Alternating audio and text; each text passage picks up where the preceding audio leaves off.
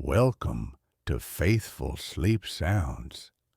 Let the sacred words of Exodus ease your mind and spirit tonight. This is your time to rest and reflect on God's peace. The second book of Moses, called Exodus, chapter 1. Now these are the names of the children of Israel which came into Egypt. Every man and his household came with Jacob: Reuben, Simeon, Levi and Judah, Issachar, Zebulun and Benjamin, Dan and Naphtali, Gad and Asher. And all the souls that came out of the loins of Jacob were 70 souls, for Joseph was in Egypt already. And Joseph died, and all his brethren, and all that generation. And the children of Israel were fruitful, and increased abundantly, and multiplied, and waxed exceeding mighty, and the land was filled with them. Now there arose up a new king over Egypt, which knew not Joseph. And he said unto his people, Behold, the people of the children of Israel are more and mightier than we. Come on, let us deal wisely with them, lest they multiply, and it come to pass that when there falleth out any war, they join also unto our enemies, and fight against us, and so get them up out of the land. Therefore they did set over them taskmasters to afflict them with their burdens. And they built for Pharaoh treasure cities, Pithom and Raamses. But the more they afflicted them, the more they multiplied and grew. And they were grieved because of the children of Israel. And the Egyptians made the children of Israel to serve with rigor. And they made their lives bitter with hard bondage, in mortar, and in brick, and in all manner of service in the field. All their service wherein they made them serve was with rigor. And the king of Egypt spake to the Hebrew midwives, of which the name of one was Shiphrah, and the name of the other Puah. And he said, When ye do the office of a midwife to the Hebrew women, and see them upon the stools, if it be a son, then ye shall kill him. But if it be a daughter, then she shall live. But the midwives feared God, and did not as the king of Egypt commanded them, but saved the men-children alive. And the king of Egypt called for the midwives, and said unto them, Why have ye done this thing, and have saved the men-children alive? And the midwives said unto Pharaoh, Because the Hebrew women are not as the Egyptian women, for they are lively, and are delivered ere the midwives come in unto them. Therefore God dealt well with the midwives, and the people multiplied and waxed very mighty. And it came to pass, because the midwives feared God, that he made them houses. And Pharaoh charged all his people, saying, Every son that is born ye shall cast into the river, and every daughter ye shall save alive. Chapter 2. And there went a man of the house of Levi, and took to wife a daughter of Levi. And the woman conceived, and bare a son. And when she saw him that he was a goodly child, she hid him 3 months. And when she could no longer hide him, she took for him an ark of bulrushes, and daubed it with slime and with pitch, and put the child therein. And she laid it in the flags by the river's brink. And his sisters stood afar off, to wit what would be done to him. And the daughter of Pharaoh came down to wash herself at the river, and her maidens walked along by the river's side. And when she saw the ark among the flags, she sent her maid to fetch it. And when she had opened it, she saw the child, and behold, the babe wept. And she had compassion on him, and said, This is one of the Hebrews' children. Then said his sister to Pharaoh's daughter, Shall I go and call to thee a nurse of the Hebrew women, that she may nurse the child for thee? And Pharaoh's daughter said to her, Go. And the maid went and called the child's mother. And Pharaoh's daughter said unto her, Take this child away, and nurse it for me, and I will give thee thy wages. And the woman took the child, and nursed it. And the child grew, and she brought him unto Pharaoh's daughter, and he became her son. And she called his name Moses. And she said, because I drew him out of the water. And it came to pass in those days, when Moses was grown, that he went out unto his brethren, and looked on their burdens. And he spied an Egyptian smiting an Hebrew, one of his brethren. And he looked this way and that way, and when he saw there was no man, he slew the Egyptian, and hid him in the sand. And when he went out the second day, behold, 2 men of the Hebrews strove together. And he said to him that did the wrong, Wherefore smitest thou thy fellow? And he said, Who made thee a prince and a judge over us? Intendest thou to kill me as thou killedst the Egyptian? And Moses feared and said, Surely this thing is known. Now when Pharaoh heard this thing, he sought to slay Moses. But Moses fled from the face of Pharaoh, and dwelt in the land of Midian. And he sat down by a well. Now the priest of Midian had 7 daughters, and they came and drew water, and filled the troughs to water their father's flock. And the shepherds came and drove them away, but Moses stood up and helped them, and watered their flock. And when they came to Reuel their father, he said, How is it that ye are come so soon today? And they said, An Egyptian delivered us out of the hand of the shepherds, and also drew water enough for us, and watered the flock. And he said unto his daughters, And where is he? Why is it that ye have left the man? Call him, that he may eat bread. And Moses was content to dwell with the man, and he gave Moses Zipporah his daughter, and she bare him a son, and he called his name Gershom, for he said, I have been a stranger in a strange land. And it came to pass in process of time, that the king of Egypt died, and the children of Israel sighed by reason of the bondage, and they cried, and their cry came up unto God by reason of the bondage. And God heard their groaning. God remembered his covenant with Abraham, with Isaac, and with Jacob. And God looked upon the children of Israel, and God had respect unto them. Chapter 3. Now Moses kept the flock of Jethro his father-in-law, the priest of Midian, and he led the flock to the backside of the desert, and came to the mountain of God, even to Horeb. And the angel of the Lord appeared unto him in a flame of fire out of the midst of a bush. And he looked, and behold, the bush burned with fire, and the bush was not consumed.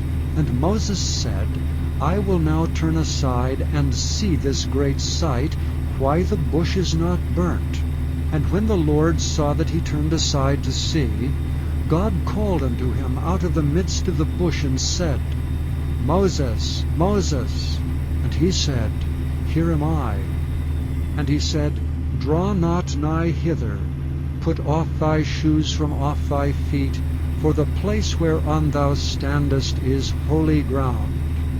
Moreover he said, I am the God of thy father, the God of Abraham, the God of Isaac, and the God of Jacob. And Moses hid his face, for he was afraid to look upon God.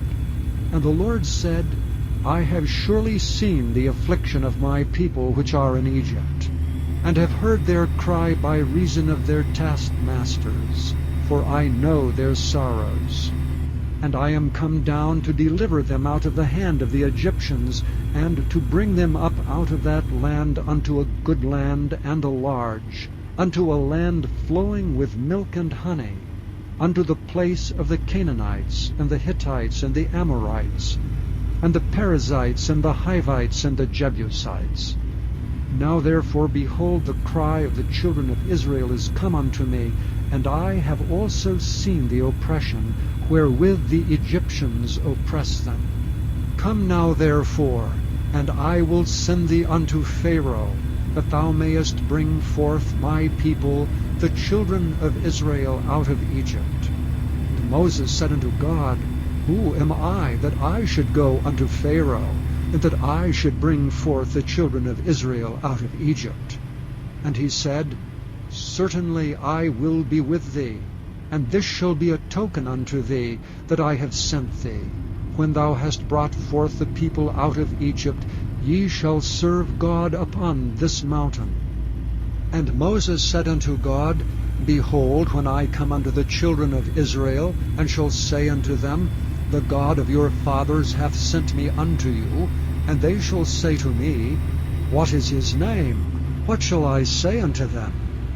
And God said unto Moses, I am that I am. And he said, Thus shalt thou say unto the children of Israel, I am hath sent me unto you. And God said moreover unto Moses, Thus shalt thou say unto the children of Israel, The Lord God of your fathers, the God of Abraham, the God of Isaac, and the God of Jacob hath sent me unto you. This is my name forever, and this is my memorial unto all generations. Go and gather the elders of Israel together, and say unto them, The Lord God of your fathers, the God of Abraham, of Isaac, and of Jacob, appeared unto me, saying, I have surely visited you, and seen that which is done to you in Egypt. And I have said, I will bring you up out of the affliction of Egypt, unto the land of the Canaanites, and the Hittites, and the Amorites, and the Perizzites, and the Hivites, and the Jebusites, unto a land flowing with milk and honey. And they shall hearken to thy voice. And thou shalt come, thou and the elders of Israel, unto the king of Egypt, and ye shall say unto him, The Lord God of the Hebrews hath met with us. And now let us go, we beseech thee, 3 days' journey into the wilderness, that we may sacrifice to the Lord our God. And I am sure that the king of Egypt will not let you go, no, not by a mighty hand. And I will stretch out my hand, and smite Egypt with all my wonders which I will do in the midst thereof. And after that he will let you go. And I will give this people favor in the sight of the Egyptians.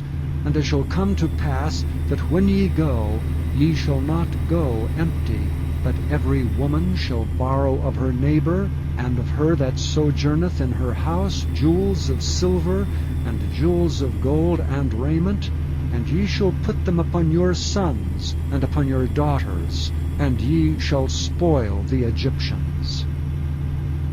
Chapter 4. And Moses answered and said, But behold, they will not believe me, nor hearken unto my voice, for they will say, The Lord hath not appeared unto thee. And the Lord said unto him, What is that in thine hand? And he said, A rod. And he said, Cast it on the ground. And he cast it on the ground, and it became a serpent, and Moses fled from before it. And the Lord said unto Moses, Put forth thine hand, and take it by the tail. And he put forth his hand, and caught it, and it became a rod in his hand. That they may believe that the Lord God of their fathers, the God of Abraham, the God of Isaac, and the God of Jacob, hath appeared unto thee. And the Lord said furthermore unto him, Put now thine hand into thy bosom. And he put his hand into his bosom, and when he took it out, behold, his hand was leprous as snow. And he said, Put thine hand into thy bosom again. And he put his hand into his bosom again, and plucked it out of his bosom, and behold, it was turned again as his other flesh. And it shall come to pass, if they will not believe thee, neither hearken to the voice of the first sign, that they will believe the voice of the latter sign.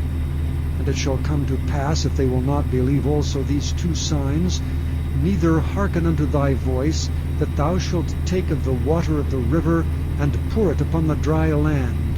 And the water which thou takest out of the river shall become blood upon the dry land.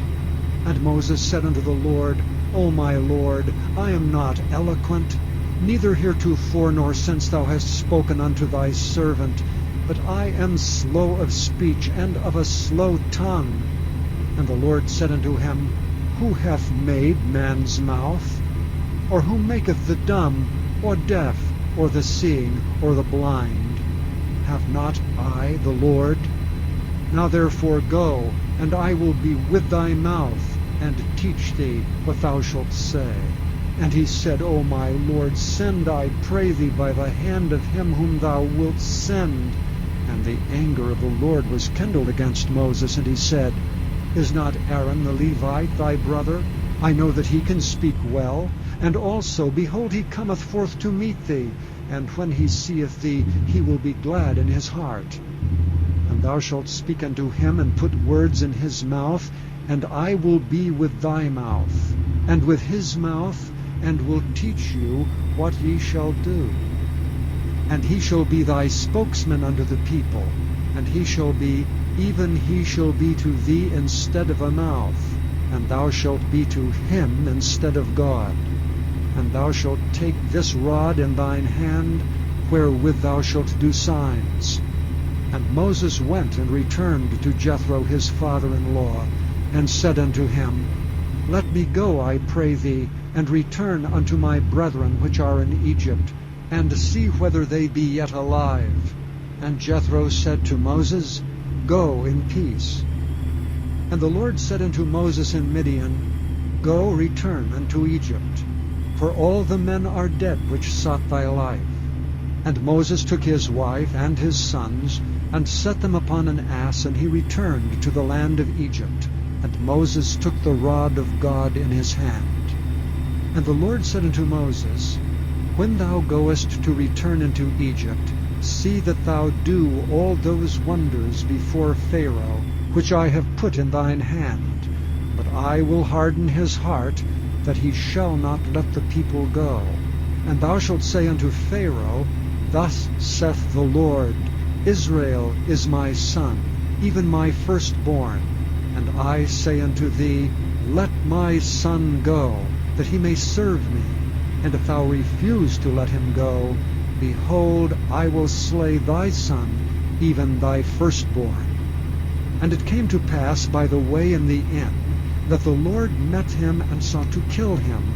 Then Zipporah took a sharp stone, and cut off the foreskin of her son, and cast it at his feet, and said, Surely a bloody husband art thou to me. So he let him go.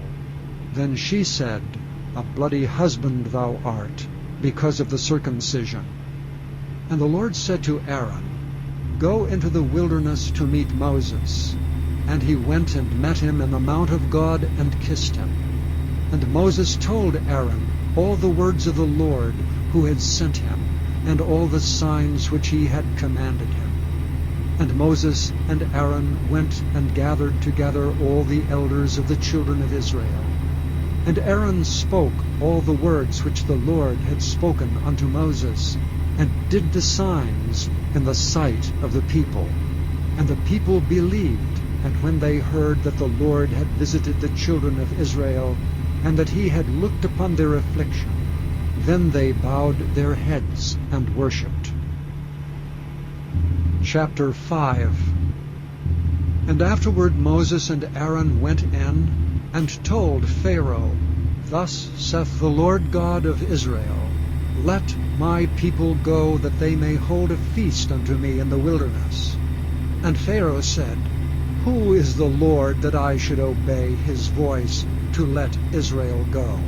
I know not the Lord, neither will I let Israel go. And they said, The God of the Hebrews hath met with us.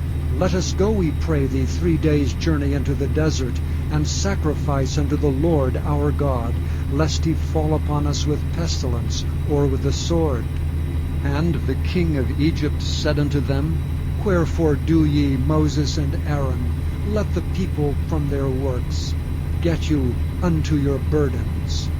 And Pharaoh said, Behold, the people of the land now are many, and ye make them rest from their burdens. And Pharaoh commanded the same day the taskmasters of the people and their officers, saying, Ye shall no more give the people straw to make brick as heretofore. Let them go and gather straw for themselves. And the tale of the bricks which they did make heretofore ye shall lay upon them.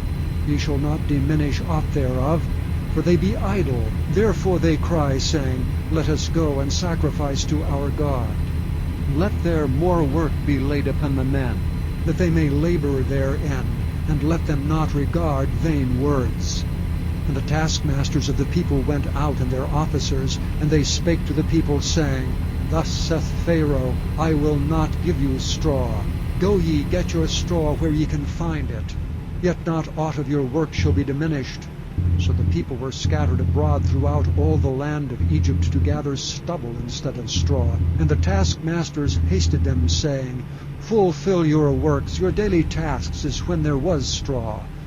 And the officers of the children of Israel, which Pharaoh's taskmasters had set over them, were beaten and demanded, Wherefore have ye not fulfilled your task in making brick both yesterday and today as heretofore? Then the officers of the children of Israel came and cried unto Pharaoh, saying, Wherefore dealest thou thus with thy servants? There is no straw given unto thy servants. And they say to us, Make brick. And behold, thy servants are beaten. But the fault is thine own people. But he said, Ye are idle, ye are idle. Therefore ye say, Let us go and do sacrifice to the Lord. Go therefore now and work, for there shall no straw be given you, yet shall ye deliver the tale of bricks. And the officers of the children of Israel did see that they were in evil case, after it was said, Ye shall not diminish aught from your bricks of your daily task. And they met Moses and Aaron, who stood in the way as they came forth from Pharaoh. And they said unto them, The Lord look upon you and judge, because ye have made our savour to be abhorred in the eyes of Pharaoh and in the eyes of his servants, to put a sword in their hand to slay us. And Moses returned unto the Lord and said, Lord, wherefore hast thou so evil entreated this people? Why is it that thou hast sent me? For since I came to Pharaoh to speak in thy name, he hath done evil to this people, neither hast thou delivered thy people at all. Chapter 6. Then the Lord said unto Moses, Now shalt thou see what I will do to Pharaoh. For with a strong hand shall he let them go, and with a strong hand shall he drive them out of his land. And God spake unto Moses, and said unto him, I am the Lord, and I appeared unto Abraham, unto Isaac, and unto Jacob, by the name of God Almighty, but by my name Jehovah was I not known to them. And I have also established my covenant with them, to give them the land of Canaan, the land of their pilgrimage wherein they were strangers. And I have also heard the groaning of the children of Israel, whom the Egyptians keep in bondage, and I have remembered my covenant. Wherefore say unto the children of Israel, I am the Lord, and I will bring you out from under the burdens of the Egyptians, and I will rid you out of their bondage, and I will redeem you with a stretched out arm, and with great judgments. And I will take you to me for a people, and I will be to you a God. And ye shall know that I am the Lord your God, which bringeth you out from under the burdens of the Egyptians. And I will bring you in unto the land concerning the which I did swear to give it to Abraham, to Isaac, and to Jacob, and I will give it you for an heritage. I am the Lord. And Moses spake so unto the children of Israel, but they hearkened not unto Moses for anguish of spirit and for cruel bondage. And the Lord spake unto Moses, saying, Go in, speak unto Pharaoh king of Egypt, that he let the children of Israel go out of his land. And Moses spake before the Lord, saying, Behold, the children of Israel have not hearkened unto me. How then shall Pharaoh hear me, who am of uncircumcised lips? And the Lord spake unto Moses and unto Aaron, and gave them a charge unto the children of Israel, and unto Pharaoh king of Egypt, to bring the children of Israel out of the land of Egypt. These be the heads of their fathers' houses, the sons of Reuben, the firstborn of Israel, Hanok, and Palu, Hezron, and Carmi. These be the families of Reuben. And the sons of Simeon, Jemuel, and Jamin, and Ohad, and Jachin, and Zohar, and Shaul, the son of a Canaanitish woman. These are the families of Simeon. And these are the names of the sons of Levi according to their generations: Gershon, and Kohath, and Merari. And the years of the life of Levi were 137 years. The sons of Gershon, Libni and Shimei, according to their families. And the sons of Kohath, Amram, and Izhar, and Hebron, and Uziel. And the years of the life of Kohath were 133 years. And the sons of Merari, Mahali and Mushai. These are the families of Levi according to their generations. And Amram took him Jochebed his father's sister to wife, and she bare him Aaron and Moses.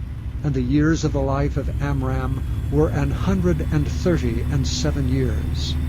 And the sons of Izhar, Korah, and Nepheg, and Zichri. And the sons of Uziel, Mishael, and Elzaphan, and Zithri.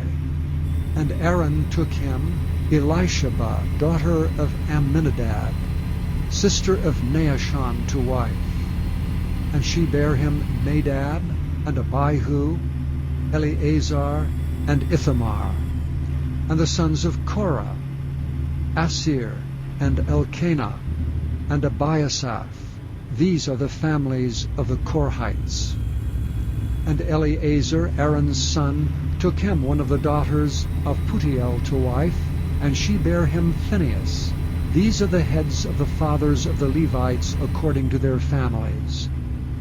These are that Aaron and Moses to whom the Lord said, Bring out the children of Israel from the land of Egypt according to their armies. These are they which spake to Pharaoh king of Egypt to bring out the children of Israel from Egypt. These are that Moses and Aaron. And it came to pass on the day when the Lord spake unto Moses in the land of Egypt, that the Lord spake unto Moses, saying, I am the Lord. Speak thou unto Pharaoh king of Egypt all that I say unto thee. And Moses said before the Lord, Behold, I am of uncircumcised lips, and how shall Pharaoh hearken unto me? Chapter 7. And the Lord said unto Moses, See, I have made thee a god to Pharaoh, and Aaron thy brother shall be thy prophet. Thou shalt speak all that I command thee, and Aaron thy brother shall speak unto Pharaoh, that he send the children of Israel out of his land.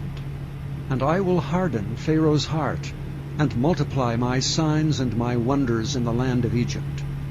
But Pharaoh shall not hearken unto you, that I may lay my hand upon Egypt, and bring forth mine armies and my people, the children of Israel, out of the land of Egypt by great judgments.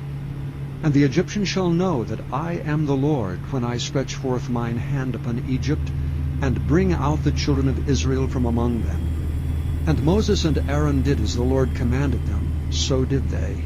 And Moses was 80 years old, and Aaron 83 years old, when they spake unto Pharaoh. And the Lord spake unto Moses and unto Aaron, saying, When Pharaoh shall speak unto you, saying, Show a miracle for you, then thou shalt say unto Aaron, Take thy rod, and cast it before Pharaoh, and it shall become a serpent. And Moses and Aaron went in unto Pharaoh, and they did so as the Lord had commanded. And Aaron cast down his rod before Pharaoh, and before his servants, and it became a serpent. Then Pharaoh also called the wise men and the sorcerers. Now the magicians of Egypt, they also did in like manner with their enchantments. For they cast down every man his rod, and they became serpents, but Aaron's rod swallowed up their rods. And he hardened Pharaoh's heart, that he hearkened not unto them, as the Lord had said. And the Lord said unto Moses, Pharaoh's heart is hardened, he refuseth to let the people go. Get thee unto Pharaoh in the morning.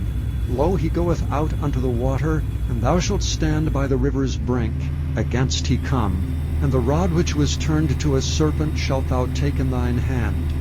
And thou shalt say unto him, The Lord God of the Hebrews hath sent me unto thee, saying, Let my people go, that they may serve me in the wilderness. And behold, hitherto thou wouldst not hear. Thus saith the Lord, In this thou shalt know that I am the Lord, Behold, I will smite with a rod that is in mine hand upon the waters which are in the river, and they shall be turned to blood. And the fish that is in the river shall die, and the river shall stink, and the Egyptians shall loathe to drink of the water of the river. And the Lord spake unto Moses, Say unto Aaron, Take thy rod, and stretch out thine hand upon the waters of Egypt, upon their streams, upon their rivers, and upon their ponds, and upon all their pools of water, that they may become blood, and that there may be blood throughout all the land of Egypt, both in vessels of wood and in vessels of stone. And Moses and Aaron did so as the Lord commanded. And he lifted up the rod, and smote the waters that were in the river, in the sight of Pharaoh, and in the sight of his servants, and all the waters that were in the river were turned to blood. And the fish that was in the river died, and the rivers stank, and the Egyptians could not drink of the water of the river, and there was blood throughout all the land of Egypt. And the magicians of Egypt did so with their enchantments, and Pharaoh's heart was hardened, neither did he hearken unto them, as the Lord had said. And Pharaoh turned and went into his house, neither did he set his heart to this also. And all the Egyptians digged round about the river for water to drink, for they could not drink of the water of the river. And 7 days were fulfilled after that the Lord had smitten the river. Chapter 8. And the Lord spake unto Moses, Go unto Pharaoh, and say unto him, Thus saith the Lord, Let my people go, that they may serve me. And if thou refuse to let them go, behold, I will smite all thy borders with frogs. And the river shall bring forth frogs abundantly, which shall go up and come into thine house, and into thy bedchamber, and upon thy bed, and into the house of thy servants, and upon thy people, and into thine ovens, and into thy kneading troughs. And the frogs shall come up both on thee, and upon thy people, and upon all thy servants. And the Lord spake unto Moses, Say unto Aaron, Stretch forth thine hand with thy rod over the streams, over the rivers, and over the ponds, and cause frogs to come up upon the land of Egypt. And Aaron stretched out his hand over the waters of Egypt, and the frogs came up and covered the land of Egypt. And the magicians did so with their enchantments, and brought up frogs upon the land of Egypt. And Pharaoh called for Moses and Aaron, and said, Entreat the Lord that he may take away the frogs from me and from my people, and I will let the people go, that they may do sacrifice unto the Lord. And Moses said unto Pharaoh, Glory over me. When shall I entreat for thee, and for thy servants, and for thy people, to destroy the frogs from thee and thy houses, that they may remain in the river only? And he said, Tomorrow. And he said, Be it according to thy word, that thou mayest know that there is none like unto the Lord our God. And the frog shall depart from thee, and from thy houses, and from thy servants, and from thy people, they shall remain in the river only. And Moses and Aaron went out from Pharaoh, and Moses cried unto the Lord because of the frogs which he had brought against Pharaoh. And the Lord did according to the word of Moses, and the frogs died out of the houses, out of the villages, and out of the fields. And they gathered them together upon heaps, and the land stank. And when Pharaoh saw that there was respite, he hardened his heart, and hearkened not unto them, as the Lord had said. And the Lord said unto Moses, Say unto Aaron, Stretch out thy rod, and smite the dust of the land, that it may become lice throughout all the land of Egypt. And they did so. For Aaron stretched out his hand with his rod, and smote the dust of the earth, and it became lice in man and in beast. All the dust of the land became lice throughout all the land of Egypt. And the magicians did so with their enchantments to bring forth lice, but they could not. So there were lice upon man and upon beast. Then the magicians said unto Pharaoh, This is the finger of God. And Pharaoh's heart was hardened, and he hearkened not unto them, as the Lord had said. And the Lord said unto Moses, Rise up early in the morning, and stand before Pharaoh. Lo, he cometh forth to the water. And say unto him, Thus saith the Lord, Let my people go, that they may serve me. Else if thou wilt not let my people go, behold, I will send swarms of flies upon thee, and upon thy servants, and upon thy people, and into thy houses, and the houses of the Egyptians shall be full of swarms of flies, and also the ground whereon they are. And I will sever in that day the land of Goshen, in which my people dwell, that no swarms of flies shall be there, to the end thou mayest know that I am the Lord in the midst of the earth. And I will put a division between my people and thy people. Tomorrow shall this sign be. And the Lord did so. And there came a grievous swarm of flies into the house of Pharaoh, and into his servants' houses, and into all the land of Egypt. The land was corrupted by reason of the swarms of flies. And Pharaoh called for Moses and for Aaron, and said, Go ye, sacrifice to your God in the land. And Moses said, It is not meet so to do, for we shall sacrifice the abomination of the Egyptians to the Lord our God. Lo, shall we sacrifice the abomination of the Egyptians before their eyes, and will they not stone us? We will go 3 days' journey into the wilderness, and sacrifice to the Lord our God, as he shall command us. And Pharaoh said, I will let you go, that ye may sacrifice to the Lord your God in the wilderness. Only ye shall not go very far away. Entreat for me. And Moses said, Behold, I go out from thee, and I will entreat the Lord, that the swarms of flies may depart from Pharaoh, from his servants and from his people, tomorrow. But let not Pharaoh deal deceitfully any more in not letting the people go to sacrifice to the Lord. And Moses went out from Pharaoh, and entreated the Lord. And the Lord did according to the word of Moses. And he removed the swarms of flies from Pharaoh, from his servants, and from his people. There remained not one. And Pharaoh hardened his heart at this time also, neither would he let the people go. Chapter 9. Then the Lord said unto Moses, Go in unto Pharaoh, and tell him, Thus saith the Lord, God of the Hebrews, Let my people go, that they may serve me.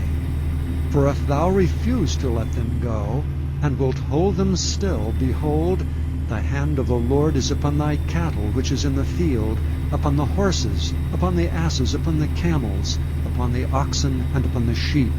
There shall be a very grievous murrain. And the Lord shall sever between the cattle of Israel and the cattle of Egypt, and there shall nothing die of all that is the children's of Israel. And the Lord appointed a set time, saying, Tomorrow the Lord shall do this thing in the land. And the Lord did that thing on the morrow, and all the cattle of Egypt died, but the cattle of the children of Israel died not one. And Pharaoh sent, and behold, there was not one of the cattle of the Israelites dead.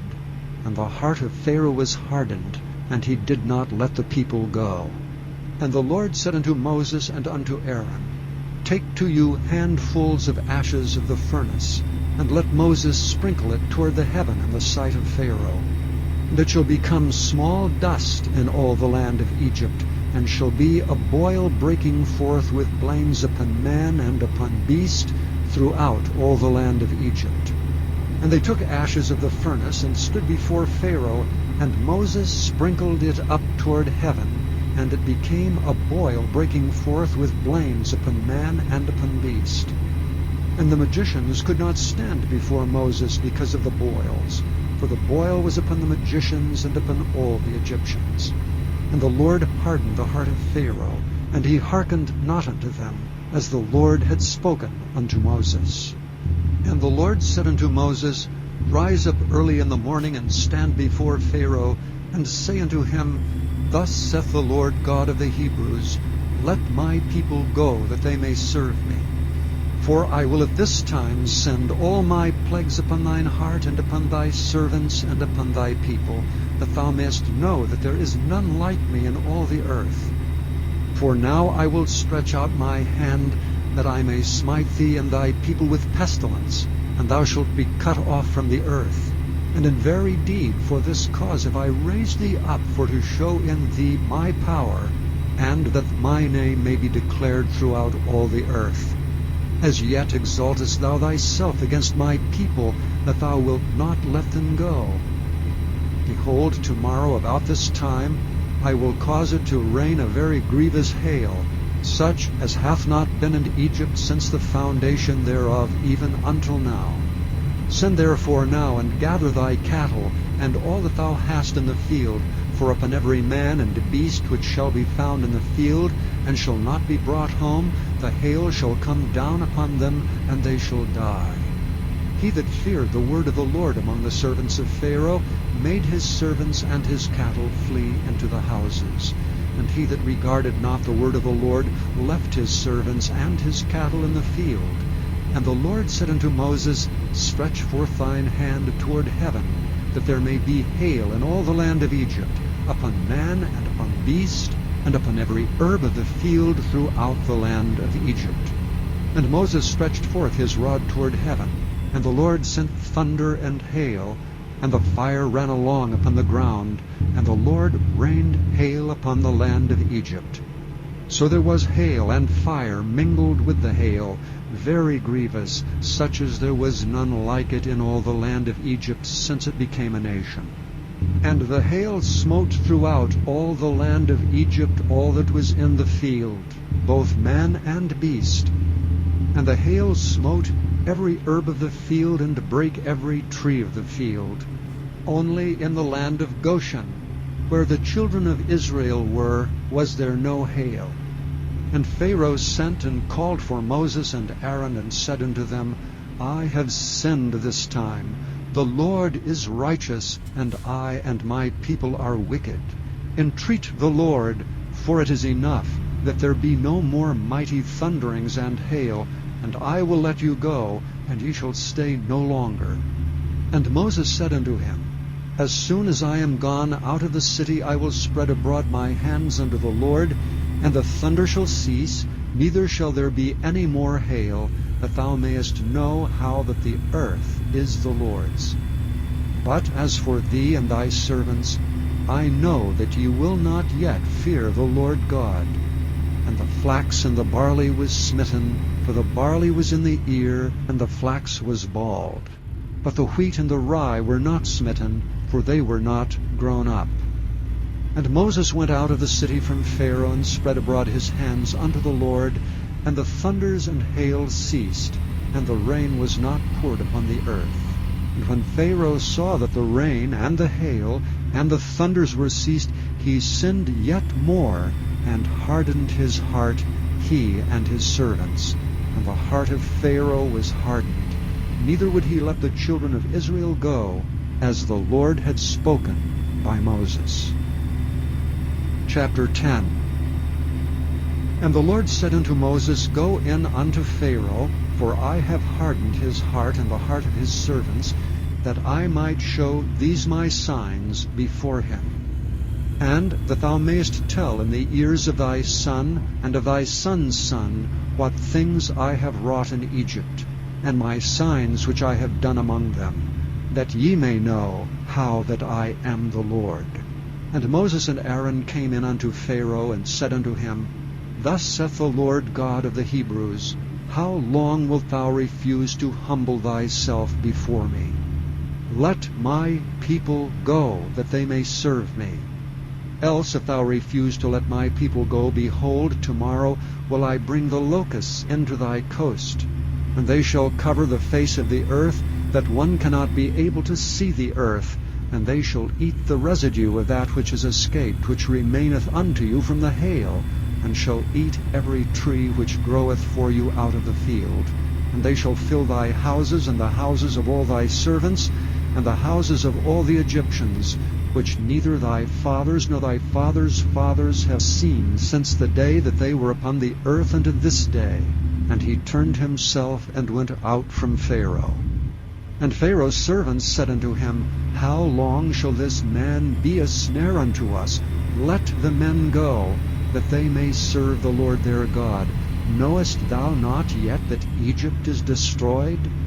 And Moses and Aaron were brought again unto Pharaoh, and he said unto them, Go, serve the Lord your God.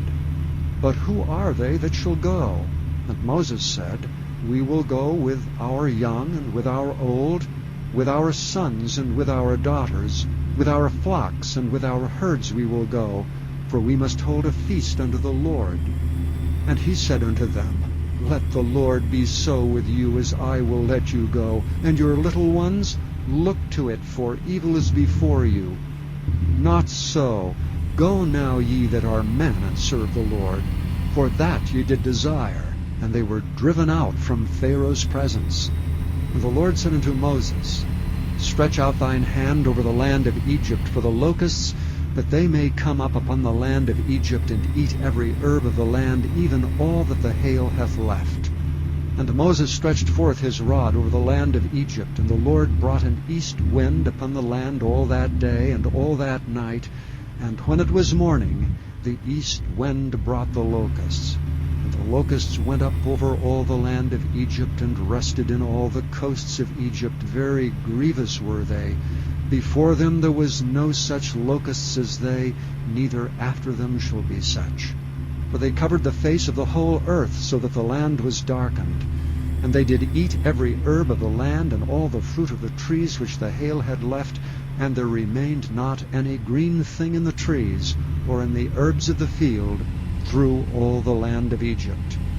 And Pharaoh called for Moses and Aaron in haste, and he said, I have sinned against the Lord your God, and against you. Now therefore forgive, I pray thee, my sin only this once, and entreat the Lord your God, that he may take away from me this death only. And he went out from Pharaoh, and entreated the Lord. And the Lord turned a mighty strong west wind, which took away the locusts, and cast them into the Red Sea. There remained not one locust in all the coasts of Egypt. But the Lord hardened Pharaoh's heart, so that he would not let the children of Israel go. And the Lord said unto Moses, Stretch out thine hand toward heaven, that there may be darkness over the land of Egypt, even darkness which may be felt. And Moses stretched forth his hand toward heaven, and there was a thick darkness in all the land of Egypt 3 days. They saw not one another, neither rose any from his place for 3 days. But all the children of Israel had light in their dwellings. And Pharaoh called unto Moses and said, Go ye, serve the Lord, only let your flocks and your herds be stayed, let your little ones also go with you. And Moses said, Thou must give us also sacrifices and burnt offerings, that we may sacrifice unto the Lord our God. Our cattle also shall go with us, there shall not an hoof be left behind, for therefore must we take to serve the Lord our God, and we know not with what we must serve the Lord until we come thither. But the Lord hardened Pharaoh's heart, and he would not let them go. And Pharaoh said unto him, Get thee from me, take heed to thyself, see my face no more. For in that day thou seest my face, thou shalt die. And Moses said, Thou hast spoken well. I will see thy face again no more. Chapter 11. And the Lord said unto Moses, Yet will I bring one plague more upon Pharaoh and upon Egypt. Afterwards he will let you go hence. When he shall let you go, he shall surely thrust you out hence altogether. Speak now in the ears of the people, and let every man borrow of his neighbor and every woman of her neighbor jewels of silver and jewels of gold. And the Lord gave the people favor in the sight of the Egyptians. Moreover, the man Moses was very great in the land of Egypt, in the sight of Pharaoh's servants and in the sight of the people. And Moses said, Thus saith the Lord, About midnight will I go out into the midst of Egypt, and all the firstborn in the land of Egypt shall die, from the firstborn of Pharaoh that sitteth upon his throne, even unto the firstborn of the maidservant that is behind the mill, and all the firstborn of beasts. And there shall be a great cry throughout all the land of Egypt, such as there was none like it, nor shall be like it any more.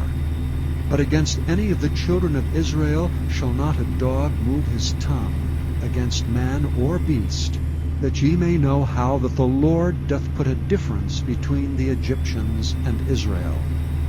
And all these thy servants shall come down unto me, and bow down themselves unto me, saying, Get thee out, and all the people that follow thee, and after that I will go out. And he went out from Pharaoh in a great anger. And the Lord said unto Moses, Pharaoh shall not hearken unto you, that my wonders may be multiplied in the land of Egypt. And Moses and Aaron did all these wonders before Pharaoh, and the Lord hardened Pharaoh's heart, so that he would not let the children of Israel go out of his land. Chapter 12.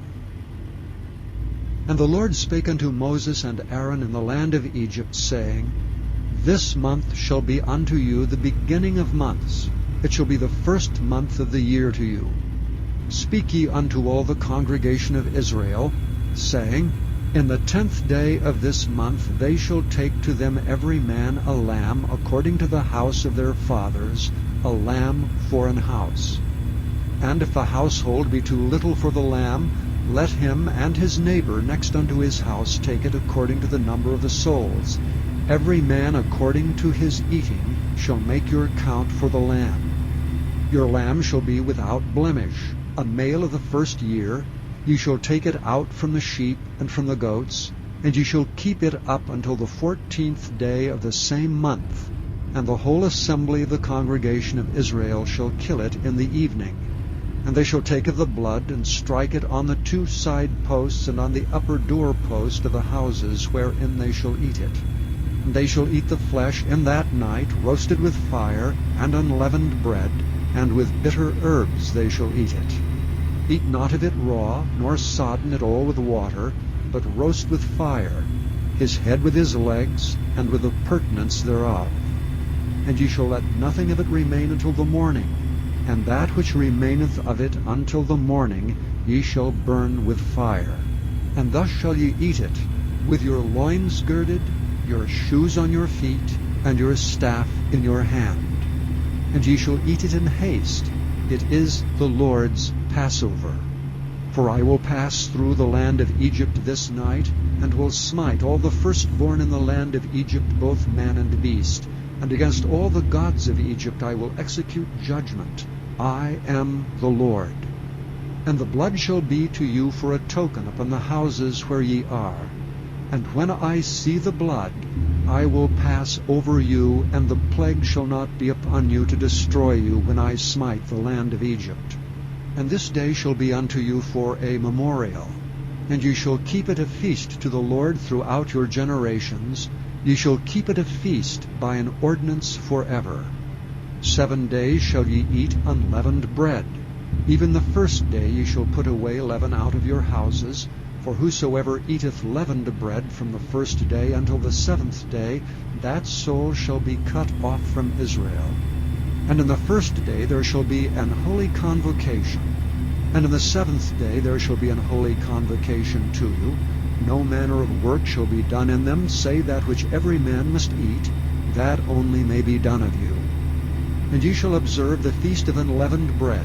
For in this selfsame day have I brought your armies out of the land of Egypt.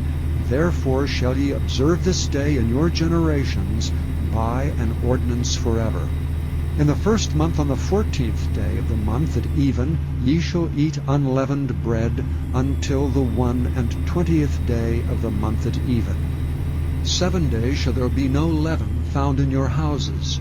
For whosoever eateth that which is leavened, even that soul shall be cut off from the congregation of Israel, whether he be a stranger or born in the land. Ye shall eat nothing leavened. In all your habitations shall ye eat unleavened bread. Then Moses called for all the elders of Israel, and said unto them, Draw out and take you a lamb according to your families, and kill the Passover. And ye shall take a bunch of hyssop, and dip it in the blood that is in the basin, and strike the lintel and the 2 side posts with the blood that is in the basin, and none of you shall go out at the door of his house until the morning. For the Lord will pass through to smite the Egyptians, and when he seeth the blood upon the lintel and on the 2 side posts, The Lord will pass over the door, and will not suffer the destroyer to come in unto your houses to smite you. And ye shall observe this thing for an ordinance to thee and to thy sons forever.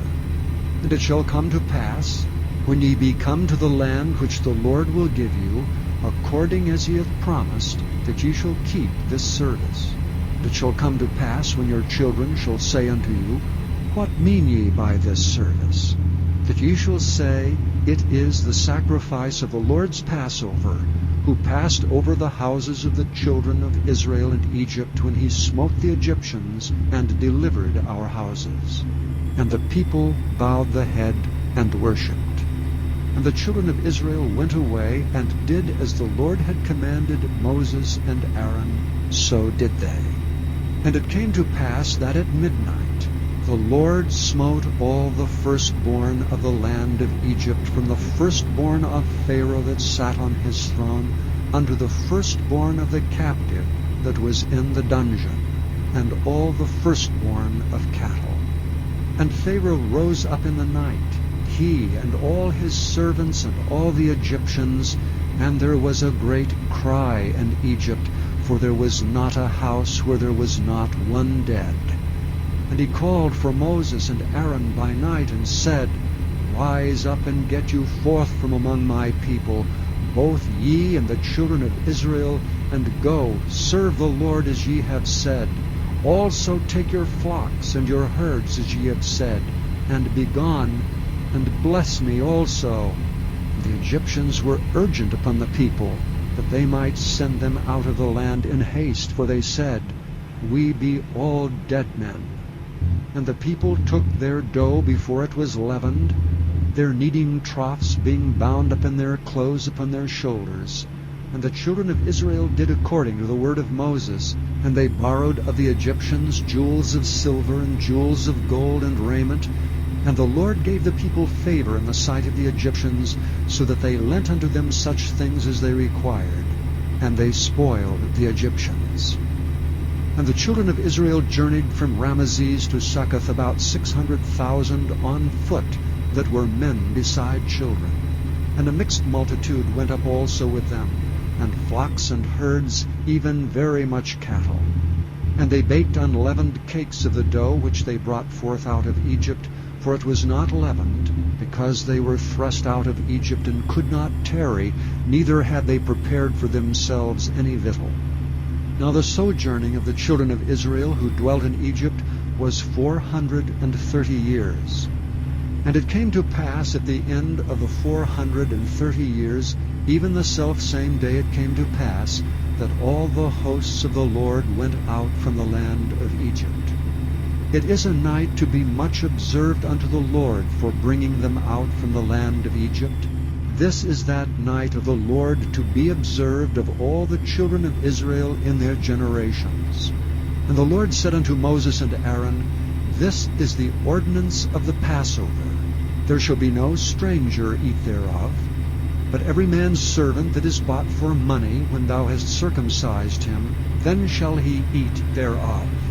A foreigner and an hired servant shall not eat thereof. In one house shall it be eaten. Thou shalt not carry forth aught of the flesh abroad out of the house, neither shall ye break a bone thereof. All the congregation of Israel shall keep it. And when a stranger shall sojourn with thee, and will keep the Passover to the Lord, let all his males be circumcised, and then let him come near and keep it. And he shall be as one that is born in the land, for no uncircumcised person shall eat thereof. One law shall be to him that is homeborn, and unto the stranger that sojourneth among you. Thus did all the children of Israel, as the Lord commanded Moses and Aaron, so did they. And it came to pass the selfsame day, that the Lord did bring the children of Israel out of the land of Egypt by their armies. Chapter 13. And the Lord spake unto Moses, saying, Sanctify unto me all the firstborn, whatsoever openeth the womb among the children of Israel, both of man and of beast. It is mine.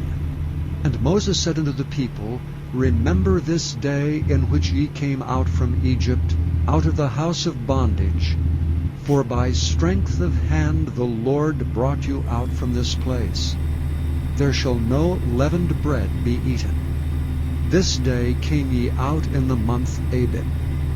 And it shall be, when the Lord shall bring thee into the land of the Canaanites, and the Hittites, and the Amorites, and the Hivites, and the Jebusites, which he sware unto thy fathers to give thee, a land flowing with milk and honey, that thou shalt keep this service in this month. 7 days thou shalt eat unleavened bread, and in the 7th day shall be a feast to the Lord. Unleavened bread shall be eaten 7 days, and there shall no leavened bread be seen with thee, neither shall there be leaven seen with thee in all thy quarters. And thou shalt show thy son in that day, saying, This is done because of that which the Lord did unto me when I came forth out of Egypt. And it shall be for a sign unto thee upon thine hand, and for a memorial between thine eyes, that the Lord's law may be in thy mouth. For with a strong hand hath the Lord brought thee out of Egypt. Thou shalt therefore keep this ordinance in his season from year to year. And it shall be, when the Lord shall bring thee into the land of the Canaanites, as he sware unto thee and to thy fathers, and shall give it thee, that thou shalt set apart unto the Lord all that openeth the matrix, and every firstling that cometh of a beast which thou hast. The males shall be the Lord's. And every firstling of an ass thou shalt redeem with a lamb. And if thou wilt not redeem it, then thou shalt break his neck, and all the firstborn of men among thy children shalt thou redeem. And it shall be, when thy son asketh thee in time to come, saying, What is this? That thou shalt say unto him, By strength of hand the Lord brought us out from Egypt, from the house of bondage. And it came to pass, when Pharaoh would hardly let us go, that the Lord slew all the firstborn in the land of Egypt, both the firstborn of man and the firstborn of beast. Therefore I sacrifice to the Lord all that openeth the matrix, being males, but all the firstborn of my children I redeem. And it shall be for a token upon thine hand, and for frontlets between thine eyes. For by strength of hand the Lord brought us forth out of Egypt. And it came to pass, when Pharaoh had let the people go, that God led them not through the way of the land of the Philistines, although that was near. For God said, Lest peradventure the people repent when they see war, and they return to Egypt. But God led the people about through the way of the wilderness of the Red Sea, and the children of Israel went up, harnessed out of the land of Egypt. And Moses took the bones of Joseph with him, for he had straitly sworn the children of Israel, saying, God will surely visit you, and ye shall carry up my bones away hence with you. And they took their journey from Succoth, and encamped in Etham, in the edge of the wilderness. And the Lord went before them by day in a pillar of a cloud, to lead them the way, and by night in a pillar of fire to give them light, to go by day and night. He took not away the pillar of the cloud by day, nor the pillar of fire by night, from before the people. Chapter 14. And the Lord spake unto Moses, saying, Speak unto the children of Israel, that they turn and encamp before Pi-hahiroth, between Migdol and the sea, over against Baal-zephon. Before it shall ye encamp by the sea. For Pharaoh will say of the children of Israel, They are entangled in the land, the wilderness hath shut them in. And I will harden Pharaoh's heart, that he shall follow after them. And I will be honored upon Pharaoh, and upon all his host, that the Egyptians may know that I am the Lord. And they did so. And it was told the king of Egypt that the people fled. And the heart of Pharaoh and of his servants was turned against the people. And they said, Why have we done this, that we have let Israel go from serving us? And he made ready his chariot, and took his people with him. And he took 600 chosen chariots, and all the chariots of Egypt, and captains over every one of them. And the Lord hardened the heart of Pharaoh king of Egypt, And he pursued after the children of Israel, and the children of Israel went out with an high hand. But the Egyptians pursued after them, all the horses and chariots of Pharaoh, and his horsemen and his army, and overtook them encamping by the sea, beside Pi-hahiroth, before Baal-zephon. And when Pharaoh drew nigh, the children of Israel lifted up their eyes, and behold, the Egyptians marched after them, and they were sore afraid. And the children of Israel cried out unto the Lord. And they said unto Moses, Because there were no graves in Egypt, hast thou taken us away to die in the wilderness? Wherefore hast thou dealt thus with us, to carry us forth out of Egypt? Is not this the word that we did tell thee in Egypt, saying, Let us alone, that we may serve the Egyptians? For it had been better for us to serve the Egyptians than that we should die in the wilderness. And Moses said unto the people, Fear ye not, stand still and see the salvation of the Lord, which he will show to you today. For the Egyptians whom ye have seen today, ye shall see them again no more forever. The Lord shall fight for you, and ye shall hold your peace. And the Lord said unto Moses, Wherefore criest thou unto me? Speak unto the children of Israel, that they go forward. But lift thou up thy rod, and stretch out thine hand over the sea, and divide it. And the children of Israel shall go on dry ground through the midst of the sea. And I, behold, I will harden the hearts of the Egyptians, and they shall follow them. And I will get me honor upon Pharaoh, and upon all his host, upon his chariots, and upon his horsemen. The Egyptians shall know that I am the Lord, when I have gotten me honor upon Pharaoh, upon his chariots, and upon his horsemen. And the angel of God which went before the camp of Israel removed and went behind them. And the pillar of the cloud went from before their face, and stood behind them. And it came between the camp of the Egyptians and the camp of Israel. And it was a cloud and darkness to them, but it gave light by night to these, so that the one came not near the other all the night.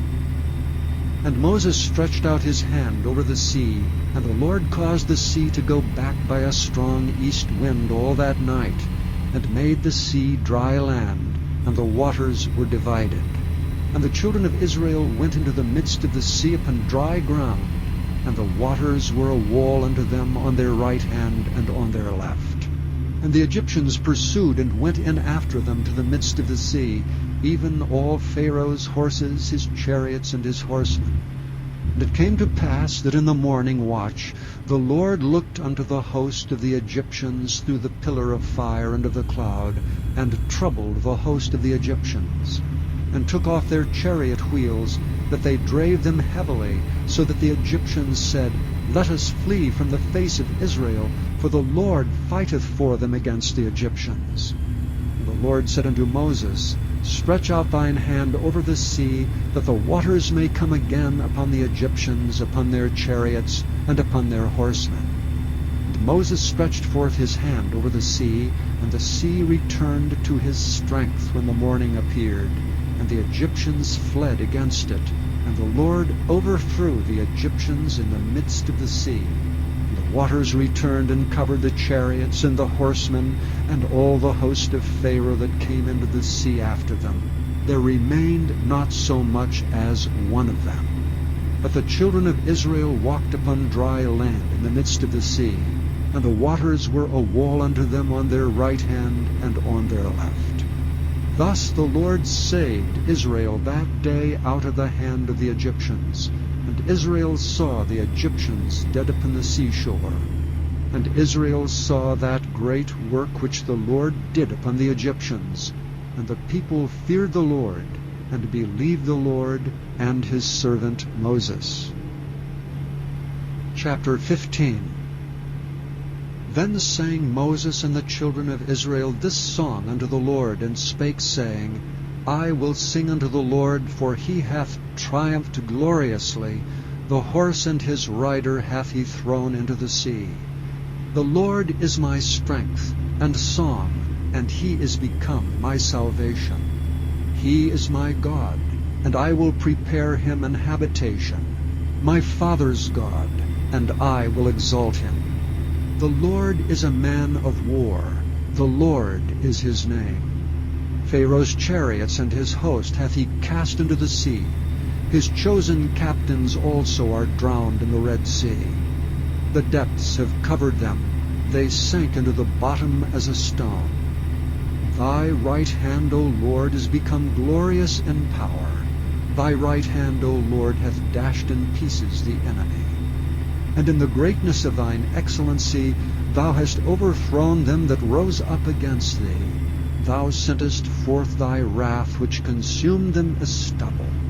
And with the blast of thy nostrils the waters were gathered together, the floods stood upright as an heap, and the depths were congealed in the heart of the sea. The enemy said, I will pursue, I will overtake, I will divide the spoil. My lust shall be satisfied upon them. I will draw my sword, my hand shall destroy them. Thou didst blow with thy wind, the sea covered them, they sank as lead in the mighty waters. Who is like unto thee, O Lord, among the gods? Who is like thee, glorious in holiness, fearful in praises, doing wonders? Thou stretched out thy right hand, the earth swallowed them. Thou in thy mercy hast led forth the people which thou hast redeemed. Thou hast guided them in thy strength unto thy holy habitation. The people shall hear and be afraid. Sorrow shall take hold on the inhabitants of Palestina. Then the dukes of Edom shall be amazed. The mighty men of Moab trembling shall take hold upon them. All the inhabitants of Canaan shall melt away. Fear and dread shall fall upon them. By the greatness of thine arm they shall be as still as a stone, till thy people pass over, O Lord, till the people pass over which thou hast purchased. Thou shalt bring them in and plant them in the mountain of thine inheritance, in the place, O Lord, which thou hast made for thee to dwell in the sanctuary, O Lord, which thy hands have established. The Lord shall reign forever and ever. For the horse of Pharaoh went in with his chariots, and with his horsemen into the sea, and the Lord brought again the waters of the sea upon them. But the children of Israel went on dry land in the midst of the sea. And Miriam the prophetess and sister of Aaron took a timbrel in her hand, and all the women went out after her with timbrels and with dances. And Miriam answered them, Sing ye to the Lord, for he hath triumphed gloriously. The horse and his rider hath he thrown into the sea. So Moses brought Israel from the Red Sea, and they went out into the wilderness of Shur. And they went out 3 days in the wilderness, and found no water. And when they came to Marah, they could not drink of the waters of Marah, for they were bitter. Therefore the name of it was called Marah. And the people murmured against Moses, saying, What shall we drink? And he cried unto the Lord, and the Lord showed him a tree, which when he had cast into the waters were made sweet. There he made for them a statute and an ordinance, and there he proved them, and said, If thou wilt diligently hearken to the voice of the Lord thy God, and wilt do that which is right in his sight, and wilt give ear to his commandments, and keep all his statutes, I will put none of these diseases upon thee, which I have brought upon the Egyptians. For I am the Lord that healeth thee. And they came to Elam, where were 12 wells of water, and 70 palm trees, and they encamped there by the waters. Chapter 16.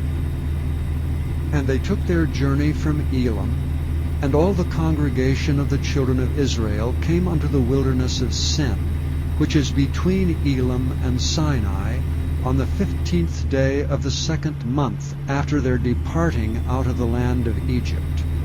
And the whole congregation of the children of Israel murmured against Moses and Aaron in the wilderness. And the children of Israel said unto them, Would to God we had died by the hand of the Lord in the land of Egypt, when we sat by the flesh pots, and when we did eat bread to the full. For ye have brought us forth into this wilderness to kill this whole assembly with hunger. Then said the Lord unto Moses, Behold, I will rain bread from heaven for you, and the people shall go out and gather a certain rate every day, that I may prove them whether they will walk in my law or no. And it shall come to pass that on the 6th day they shall prepare that which they bring in, and it shall be twice as much as they gather daily. And Moses and Aaron said unto all the children of Israel, At even, then ye shall know that the Lord hath brought you out from the land of Egypt. And in the morning, then ye shall see the glory of the Lord, for that he heareth your murmurings against the Lord. And what are we that ye murmur against us? And Moses said, This shall be when the Lord shall give you in the evening flesh to eat, and in the morning bread to the full, for that the Lord heareth your murmurings which ye murmur against him. And what are we? Your murmurings are not against us, but against the Lord. And Moses spake unto Aaron, Say unto all the congregation of the children of Israel, Come near before the Lord, for he hath heard your murmurings. And it came to pass, as Aaron spake unto the whole congregation of the children of Israel, that they looked toward the wilderness, and behold, the glory of the Lord appeared in the cloud. And the Lord spake unto Moses, saying, I have heard the murmurings of the children of Israel. Speak unto them, saying, At even ye shall eat flesh, and in the morning ye shall be filled with bread, and ye shall know that I am the Lord your God. And it came to pass that at even the quails came up, and covered the camp, and in the morning the dew lay round about the host. And when the dew that lay was gone up, behold, upon the face of the wilderness there lay a small round thing, as small as the hoarfrost on the ground. And when the children of Israel saw it, they said one to another, It is manna. For they wist not what it was. And Moses said unto them, This is the bread which the Lord hath given you to eat. This is the thing which the Lord hath commanded. Gather of it every man according to his eating, and omer for every man according to the number of your persons. Take ye every man for them which are in his tents. And the children of Israel did so, and gathered, some more, some less. And when they did meet it with an omer, he that gathered much had nothing over, and he that gathered little had no lack. They gathered every man according to his eating.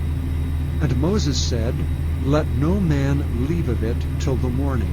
Notwithstanding they hearkened not unto Moses, but some of them left it until the morning, and it bred worms and stank. And Moses was wroth with them. And they gathered it every morning, every man according to his eating, and when the sun waxed hot, it melted.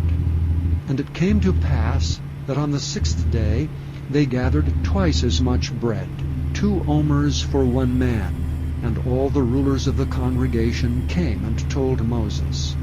And he said unto them, This is that which the Lord hath said, Tomorrow is the rest of the holy Sabbath unto the Lord. Bake that which ye will bake today, and seethe that ye will seethe, and that which remaineth over lay up for you to be kept until the morning. And they laid it up till the morning as Moses bade, and it did not stink, neither was there any worm therein. And Moses said, Eat that today, for today is a Sabbath unto the Lord. Today ye shall not find it in the field. 6 days ye shall gather it, but on the 7th day, which is the Sabbath, in it there shall be none. And it came to pass that there went out some of the people on the 7th day for to gather, and they found none. And the Lord said unto Moses, How long refuse ye to keep my commandments and my laws? See, for that the Lord hath given you the Sabbath, therefore he giveth you on the 6th day the bread of 2 days. Abide ye every man in his place, let no man go out of his place on the 7th day. So the people rested on the 7th day. And the house of Israel called the name thereof manna. And it was like coriander seed, white, and the taste of it was like wafers made with honey. And Moses said, This is the thing which the Lord commandeth. Fill an omer of it to be kept for your generations, that they may see the bread wherewith I have fed you in the wilderness, when I brought you forth from the land of Egypt. And Moses said unto Aaron, Take a pot, and put an omer full of manna therein, and lay it up before the Lord, to be kept for your generations. As the Lord commanded Moses, so Aaron laid it up before the testimony to be kept. And the children of Israel did eat manna 40 years, until they came to a land inhabited. They did eat manna until they came into the borders of the land of Canaan. Now an omer is the 10th part of an ephah. Chapter 17. And all the congregation of the children of Israel journeyed from the wilderness of Sin after their journeys, according to the commandment of the Lord, and pitched in Rephidim, and there was no water for the people to drink. Wherefore the people did chide with Moses, and said, Give us water that we may drink. And Moses said unto them, Why chide ye with me? Wherefore do ye tempt the Lord? And the people thirsted there for water, and the people murmured against Moses, and said, Wherefore is this that thou hast brought us up out of Egypt, to kill us and our children and our cattle with thirst? And Moses cried unto the Lord, saying, What shall I do unto this people? They be almost ready to stone me. And the Lord said unto Moses, Go on before the people, and take with thee of the elders of Israel. And thy rod wherewith thou smotest the river take in thine hand, and go. Behold, I will stand before thee there upon the rock in Horeb. And thou shalt smite the rock, and there shall come water out of it, that the people may drink. And Moses did so in the sight of the elders of Israel. And he called the name of the place Massah and Meribah, because of the chiding of the children of Israel, and because they tempted the Lord, saying, Is the Lord among us or not? Then came Amalek, and fought with Israel in Rephidim. And Moses said unto Joshua, Choose us out men, and go out, fight with Amalek. Tomorrow I will stand on the top of the hill, with the rod of God in mine hand. So Joshua did as Moses had said to him, and fought with Amalek. And Moses, Aaron, and Hur went up to the top of the hill. And it came to pass, when Moses held up his hand, that Israel prevailed. And when he let down his hand, Amalek prevailed. But Moses' hands were heavy. And they took a stone, and put it under him, and he sat thereon. And Aaron and Hur stayed up his hands, the one on the one side, and the other on the other side. And his hands were steady until the going down of the sun. And Joshua discomfited Amalek and his people with the edge of the sword. And the Lord said unto Moses, Write this for a memorial in a book, and rehearse it in the ears of Joshua. For I will utterly put out the remembrance of Amalek from under heaven. And Moses built an altar, and called the name of it Jehovah Nissi. For he said, Because the Lord hath sworn that the Lord will have war with Amalek from generation to generation. Chapter 18. When Jethro the priest of Midian, Moses' father-in-law, heard of all that God had done for Moses and for Israel his people, and that the Lord had brought Israel out of Egypt, then Jethro, Moses' father-in-law, took Zipporah, Moses' wife, after he had sent her back, and her 2 sons, of which the name of one was Gershom, for he said, I have been an alien in a strange land. And the name of the other was Eleazar, for the God of my father, said he, was mine help, and delivered me from the sword of Pharaoh. And Jethro, Moses' father-in-law, came with his sons and his wife unto Moses into the wilderness, where he encamped at the mount of God. And he said unto Moses, I thy father-in-law Jethro am come unto thee, and thy wife and her 2 sons with her. And Moses went out to meet his father-in-law, and did obeisance, and kissed him. And they asked each other of their welfare, and they came into the tent. And Moses told his father-in-law all that the Lord had done unto Pharaoh, and to the Egyptians for Israel's sake, and all the travail that had come upon them by the way, and how the Lord delivered them. And Jethro rejoiced for all the goodness which the Lord had done to Israel, whom he had delivered out of the hand of the Egyptians. And Jethro said, Blessed be the Lord, who hath delivered you out of the hand of the Egyptians, and out of the hand of Pharaoh, who hath delivered the people from under the hand of the Egyptians. Now I know that the Lord is greater than all gods, for in the thing wherein they dwelt proudly he was above them. And Jethro Moses' father-in-law took a burnt offering and sacrifices for God. And Aaron came, and all the elders of Israel, to eat bread with Moses' father-in-law before God. And it came to pass on the morrow that Moses sat to judge the people, and the people stood by Moses from morning unto the evening. And when Moses' father-in-law saw all that he did to the people, he said, What is this thing that thou doest to the people? Why sittest thou thyself alone, and all the people stand by thee from morning unto even? And Moses said unto his father-in-law, Because the people come unto me to inquire of God. When they have a matter, they come unto me, and I judge between one and another, and I do make them know the statutes of God and his laws. And Moses' father-in-law said unto him, The thing that thou doest is not good. Thou wilt surely wear away, both thou and this people that is with thee, for this thing is too heavy for thee. Thou art not able to perform it thyself alone. Hearken now unto my voice, I will give thee counsel, and God shall be with thee. Be thou for the people to Godward, that thou mayest bring the causes unto God. And thou shalt teach them ordinances and laws, and shalt show them the way wherein they must walk, and the work that they must do. Moreover, thou shalt provide out of all the people able men, such as fear God, men of truth, hating covetousness, and place such over them to be rulers of thousands, and rulers of hundreds, rulers of fifties, and rulers of tens. And let them judge the people at all seasons. And it shall be that every great matter they shall bring unto thee, but every small matter they shall judge. So shall it be easier for thyself, and they shall bear the burdens with thee. If thou shalt do this thing, and God command thee so, then thou shalt be able to endure, and all this people shall also go to their place in peace. So Moses hearkened to the voice of his father-in-law, and did all that he had said. And Moses chose able men out of all Israel, and made them heads over the people, rulers of thousands, rulers of hundreds, rulers of fifties, and rulers of tens.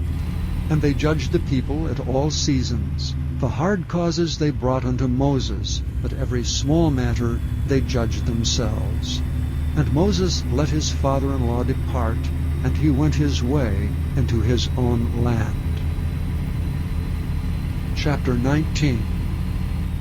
In the 3rd month, when the children of Israel were gone forth out of the land of Egypt, the same day came they into the wilderness of Sinai. For they were departed from Rephidim, and were come to the desert of Sinai, and had pitched in the wilderness, and there Israel camped before the mount.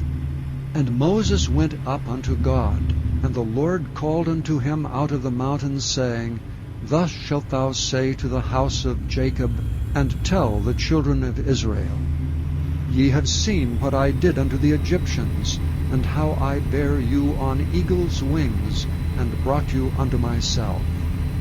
Now therefore, if ye will obey my voice indeed, and keep my covenant, then ye shall be a peculiar treasure unto me above all people, for all the earth is mine.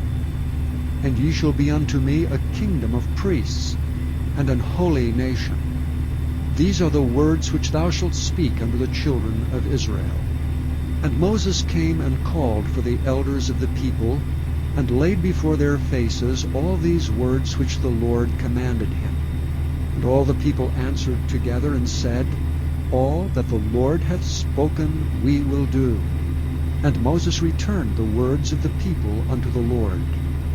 And the Lord said unto Moses, Lo, I come unto thee in a thick cloud, that the people may hear when I speak with thee, and believe thee forever. And Moses told the words of the people unto the Lord. And the Lord said unto Moses, Go unto the people, and sanctify them today and tomorrow, and let them wash their clothes, and be ready against the third day. For the third day the Lord will come down in the sight of the people upon Mount Sinai. And thou shalt set bounds unto the people round about, saying, Take heed to yourselves, that ye go not up into the mount, or touch the border of it. Whosoever toucheth the mount shall be surely put to death. There shall not be an hand touch it, but he shall surely be stoned or shot through, whether it be beast or man. It shall not live. When the trumpet soundeth long, they shall come up to the mount. And Moses went down from the mount unto the people, and sanctified the people, and they washed their clothes. And he said unto the people, Be ready against the third day. Come not at your wives.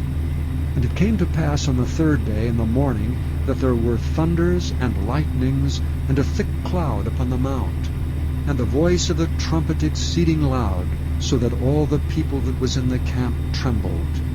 And Moses brought forth the people out of the camp to meet with God. And they stood at the nether part of the mount. And Mount Sinai was altogether on a smoke, because the Lord descended upon it in fire. And the smoke thereof ascended as the smoke of a furnace, and the whole mount quaked greatly. And when the voice of the trumpet sounded long, and waxed louder and louder, Moses spake, and God answered him by a voice. And the Lord came down upon Mount Sinai, on the top of the mount. And the Lord called Moses up to the top of the mount, and Moses went up. And the Lord said unto Moses, Go down, charge the people, lest they break through unto the Lord to gaze, and many of them perish. And let the priests also which come near to the Lord sanctify themselves, lest the Lord break forth upon them. And Moses said unto the Lord, The people cannot come up to Mount Sinai, for thou chargedst us, saying, Set bounds about the mount, and sanctify it. And the Lord said unto him, Away, get thee down, and thou shalt come up, thou and Aaron with thee, but let not the priests and the people break through to come up unto the Lord, lest he break forth upon them. So Moses went down unto the people, and spake unto them. Chapter 20. And God spake all these words, saying, I am the Lord thy God, which hath brought thee out of the land of Egypt, out of the house of bondage. Thou shalt have no other gods before me. Thou shalt not make unto thee any graven image, or any likeness of anything that is in heaven above, or that is in the earth beneath, or that is in the water under the earth. Thou shalt not bow down thyself to them, nor serve them. For I, the Lord thy God, am a jealous God, visiting the iniquity of the fathers upon the children unto the third and fourth generation of them that hate me, and showing mercy unto thousands of them that love me and keep my commandments. Thou shalt not take the name of the Lord thy God in vain, for the Lord will not hold him guiltless that taketh his name in vain. Remember the Sabbath day to keep it holy. 6 days shalt thou labor and do all thy work. But the 7th day is the Sabbath of the Lord thy God. In it thou shalt not do any work, thou, nor thy son, nor thy daughter, thy manservant, nor thy maidservant, nor thy cattle, nor thy stranger that is within thy gates.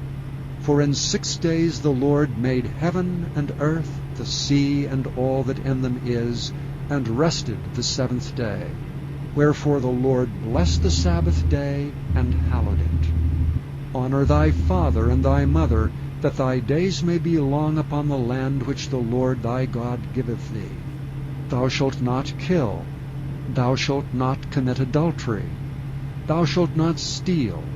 Thou shalt not bear false witness against thy neighbor.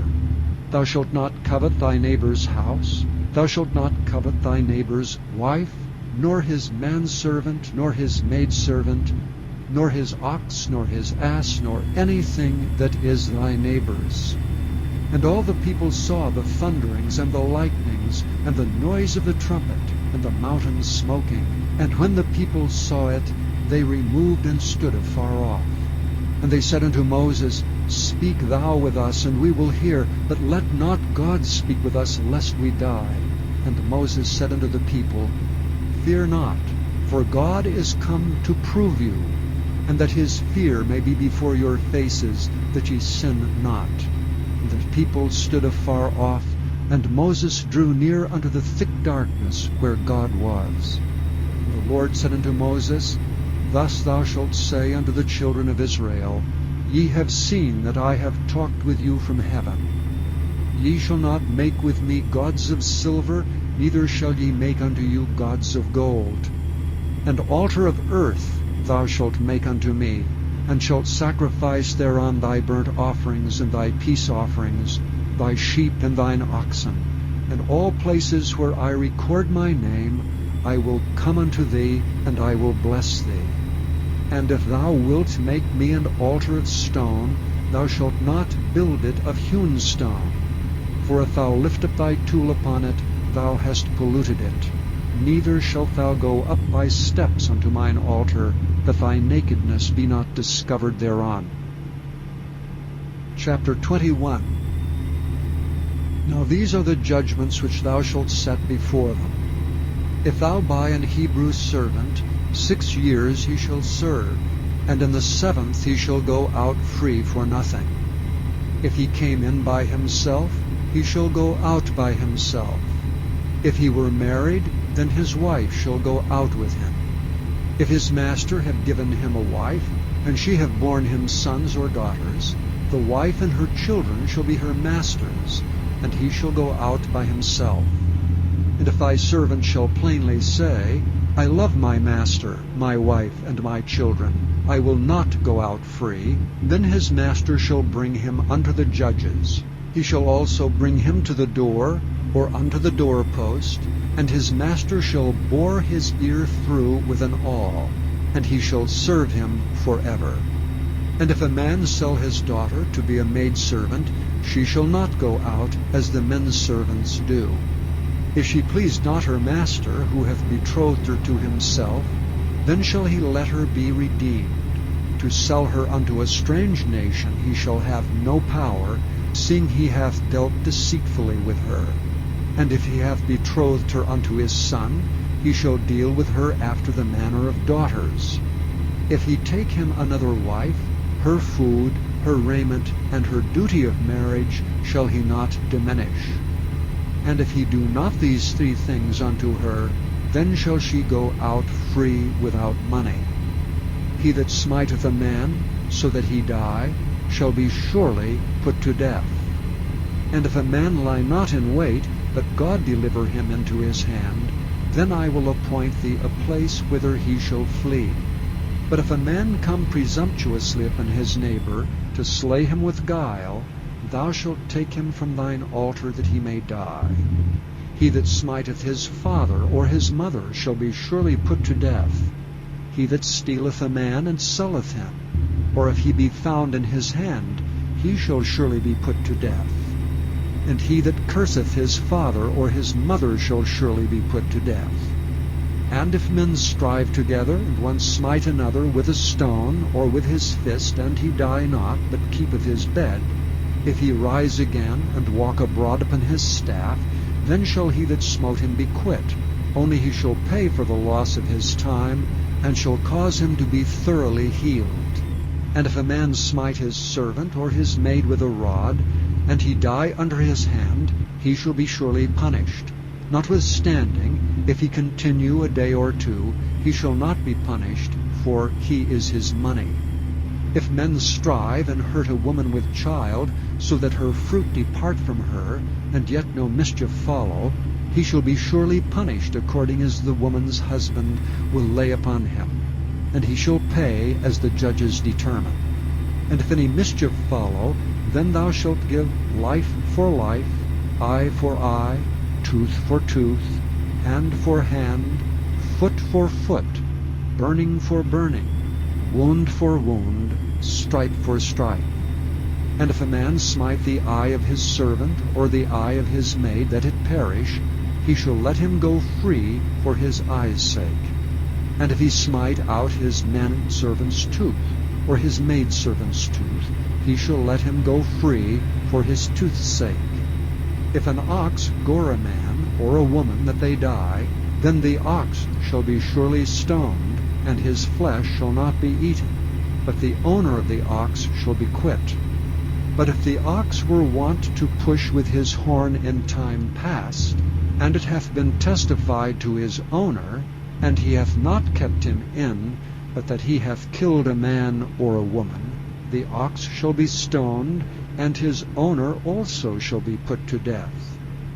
If there be laid on him a sum of money, then he shall give for the ransom of his life whatsoever is laid upon him. Whether he have gored a son, or have gored a daughter, according to this judgment shall it be done unto him. If the ox shall push a man's servant or a maid's servant, he shall give unto their master 30 shekels of silver, and the ox shall be stoned. And if a man shall open a pit, or if a man shall dig a pit and not cover it, and an ox or an ass fall therein, the owner of the pit shall make it good, and give money unto the owner of them, and the dead beast shall be his. And if one man's ox hurt another's that he die, then they shall sell the live ox, and divide the money of it, and the dead ox also they shall divide. Or if it be known that the ox hath used to push in time past, and his owner hath not kept him in, he shall surely pay ox for ox, and the dead shall be his own. Chapter 22. If a man shall steal an ox or a sheep, and kill it or sell it, he shall restore 5 oxen for an ox, and 4 sheep for a sheep. If a thief be found breaking up, and be smitten that he die, there shall no blood be shed for him. If the sun be risen upon him, there shall be blood shed for him, for he should make full restitution. If he have nothing, then he shall be sold for his theft. If the theft be certainly found in his hand alive, whether it be ox or ass or sheep, he shall restore double. If a man shall cause a field or vineyard to be eaten, and shall put in his beast, and shall feed in another man's field, of the best of his own field, and of the best of his own vineyard, shall he make restitution. If fire break out, and catch in thorns, so that the stacks of corn, or the standing corn, or the field be consumed therewith, he that kindled the fire shall surely make restitution. If a man shall deliver unto his neighbor money or stuff to keep, and it be stolen out of the man's house, if the thief be found, let him pay double. If the thief be not found, then the master of the house shall be brought unto the judges, to see whether he have put his hand unto his neighbor's goods. For all manner of trespass, whether it be for ox, for ass, for sheep, for raiment, or for any manner of lost thing, which another challengeth to be his, the cause of both parties shall come before the judges, and whom the judges shall condemn, he shall pay double unto his neighbor. If a man deliver unto his neighbor an ass, or an ox, or a sheep, or any beast to keep, and it die or be hurt, or driven away, no man seeing it, then shall an oath of the Lord between them both, that he hath not put his hand unto his neighbor's goods, and the owner of it shall accept thereof, and he shall not make it good. And if it be stolen from him, he shall make restitution unto the owner thereof. If it be torn in pieces, then let him bring it for witness, and he shall not make good that which was torn. And if a man borrow aught of his neighbor, and it be hurt or die, the owner thereof being not with it, he shall surely make it good. But if the owner thereof be with it, he shall not make it good. If it be an hired thing, it came for his hire. And if a man entice a maid that is not betrothed, and lie with her, he shall surely endow her to be his wife. If her father utterly refuse to give her unto him, he shall pay money according to the dowry of virgins. Thou shalt not suffer a witch to live. Whosoever lieth with a beast shall surely be put to death. He that sacrificeth unto any god save unto the Lord only, he shall be utterly destroyed. Thou shalt neither vex a stranger nor oppress him, for ye were strangers in the land of Egypt. Ye shall not afflict any widow or fatherless child. If thou afflict them in any wise, and they cry at all unto me, I will surely hear their cry. And my wrath shall wax hot, and I will kill you with the sword, and your wives shall be widows, and your children fatherless. If thou lend money to any of my people that is poor by thee, thou shalt not be to him as an usurer, neither shalt thou lay upon him usury. If thou at all take thy neighbour's raiment to pledge, thou shalt deliver it unto him by that the sun goeth down. For that is his covering only, it is his raiment for his skin. Wherein shall he sleep? And it shall come to pass when he crieth unto me that I will hear, for I am gracious. Thou shalt not revile the gods, nor curse the ruler of thy people. Thou shalt not delay to offer the first of thy ripe fruits and of thy liquors, the firstborn of thy sons shalt thou give unto me. Likewise shalt thou do with thine oxen and with thy sheep. 7 days it shall be with his dam, and on the 8th day thou shalt give it me. And ye shall be holy men unto me. Neither shall ye eat any flesh that is torn of beasts in the field, ye shall cast it to the dogs. Chapter 23. Thou shalt not raise a false report. Put not thine hand with the wicked, to be an unrighteous witness. Thou shalt not follow a multitude to do evil, neither shalt thou speak in a cause to decline after many to wrest judgment. Neither shalt thou countenance a poor man in his cause. If thou meet thine enemy's ox or his ass going astray, thou shalt surely bring it back to him again. If thou see the ass of him that hateth thee lying under his burden, and wouldst forbear to help him, thou shalt surely help with him. Thou shalt not wrest the judgment of thy poor in his cause. Keep thee far from a false matter, and the innocent and righteous slay thou not, for I will not justify the wicked. And thou shalt take no gift, for the gift blindeth the wise, and perverteth the words of the righteous. Also thou shalt not oppress a stranger, for ye know the heart of a stranger, seeing ye were strangers in the land of Egypt. And 6 years thou shalt sow thy land, and shalt gather in the fruits thereof. But the 7th year thou shalt let it rest and lie still, that the poor of thy people may eat. And what they leave, the beasts of the field shall eat. In like manner thou shalt deal with thy vineyard and with thy oliveyard.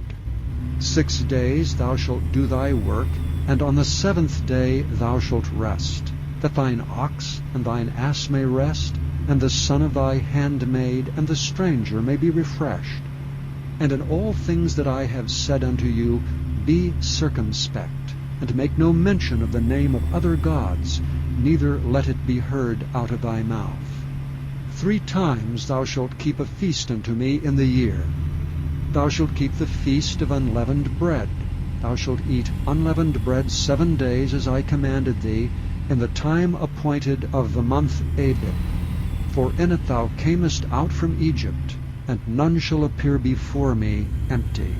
And the feast of harvest, the firstfruits of thy labors which thou hast sown in the field. And the feast of ingathering, which is in the end of the year, when thou hast gathered in thy labors out of the field. 3 times in the year all thy males shall appear before the Lord God. Thou shalt not offer the blood of my sacrifice with leavened bread, neither shall the fat of my sacrifice remain until the morning. The first of the firstfruits of thy land thou shalt bring into the house of the Lord thy God. Thou shalt not seethe a kid in his mother's milk. Behold, I send an angel before thee, to keep thee in the way, and to bring thee into the place which I have prepared. Beware of him, and obey his voice. Provoke him not, for he will not pardon your transgressions, for my name is in him. But if thou shalt indeed obey his voice, and do all that I speak, then I will be an enemy unto thine enemies, and an adversary unto thine adversaries. For mine angel shall go before thee, and bring thee unto the Amorites, and the Hittites, and the Perizzites, and the Canaanites, and the Hivites, and the Jebusites, and I will cut them off. Thou shalt not bow down to their gods, nor serve them, nor do after their works, but thou shalt utterly overthrow them, and quite break down their images. And ye shall serve the Lord your God, and he shall bless thy bread and thy water, and I will take sickness away from the midst of thee. There shall nothing cast their young, nor be barren in thy land. The number of thy days I will fulfill. I will send my fear before thee, and will destroy all the people to whom thou shalt come, and I will make all thine enemies turn their backs unto thee. And I will send hornets before thee, which shall drive out the Hivite, the Canaanite, and the Hittite from before thee. And I will not drive them out from before thee in 1 year, lest the land become desolate, and the beast of the field multiply against thee. By little and little I will drive them out from before thee, until thou be increased and inherit the land. And I will set thy bounds from the Red Sea, even unto the sea of the Philistines, and from the desert unto the river. For I will deliver the inhabitants of the land into your hand, and thou shalt drive them out before thee. Thou shalt make no covenant with them, nor with their gods. They shall not dwell in thy land, lest they make thee sin against me. For if thou serve their gods, it will surely be a snare unto thee. Chapter 24. And he said unto Moses, Come up unto the Lord, thou and Aaron, Nadab and Abihu, and 70 of the elders of Israel, and worship ye afar off. And Moses alone shall come near the Lord, but they shall not come nigh, neither shall the people go up with him. And Moses came and told the people all the words of the Lord, and all the judgments. And all the people answered with one voice, and said, All the words which the Lord hath said we will do. And Moses wrote all the words of the Lord, and rose up early in the morning, and builded an altar under the hill, and 12 pillars, according to the 12 tribes of Israel.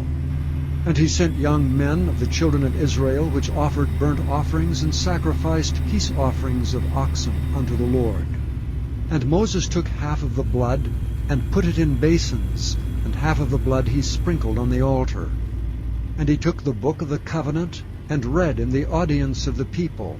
And they said, All that the Lord hath said we will do, and be obedient.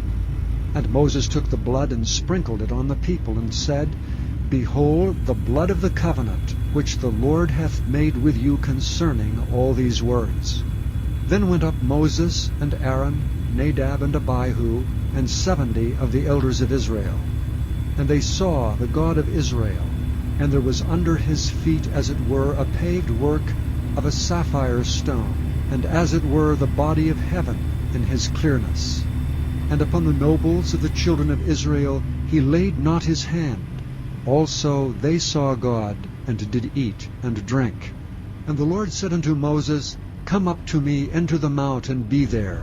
And I will give thee tables of stone, and the law and commandments which I have written, that thou mayest teach them. And Moses rose up, and his minister Joshua.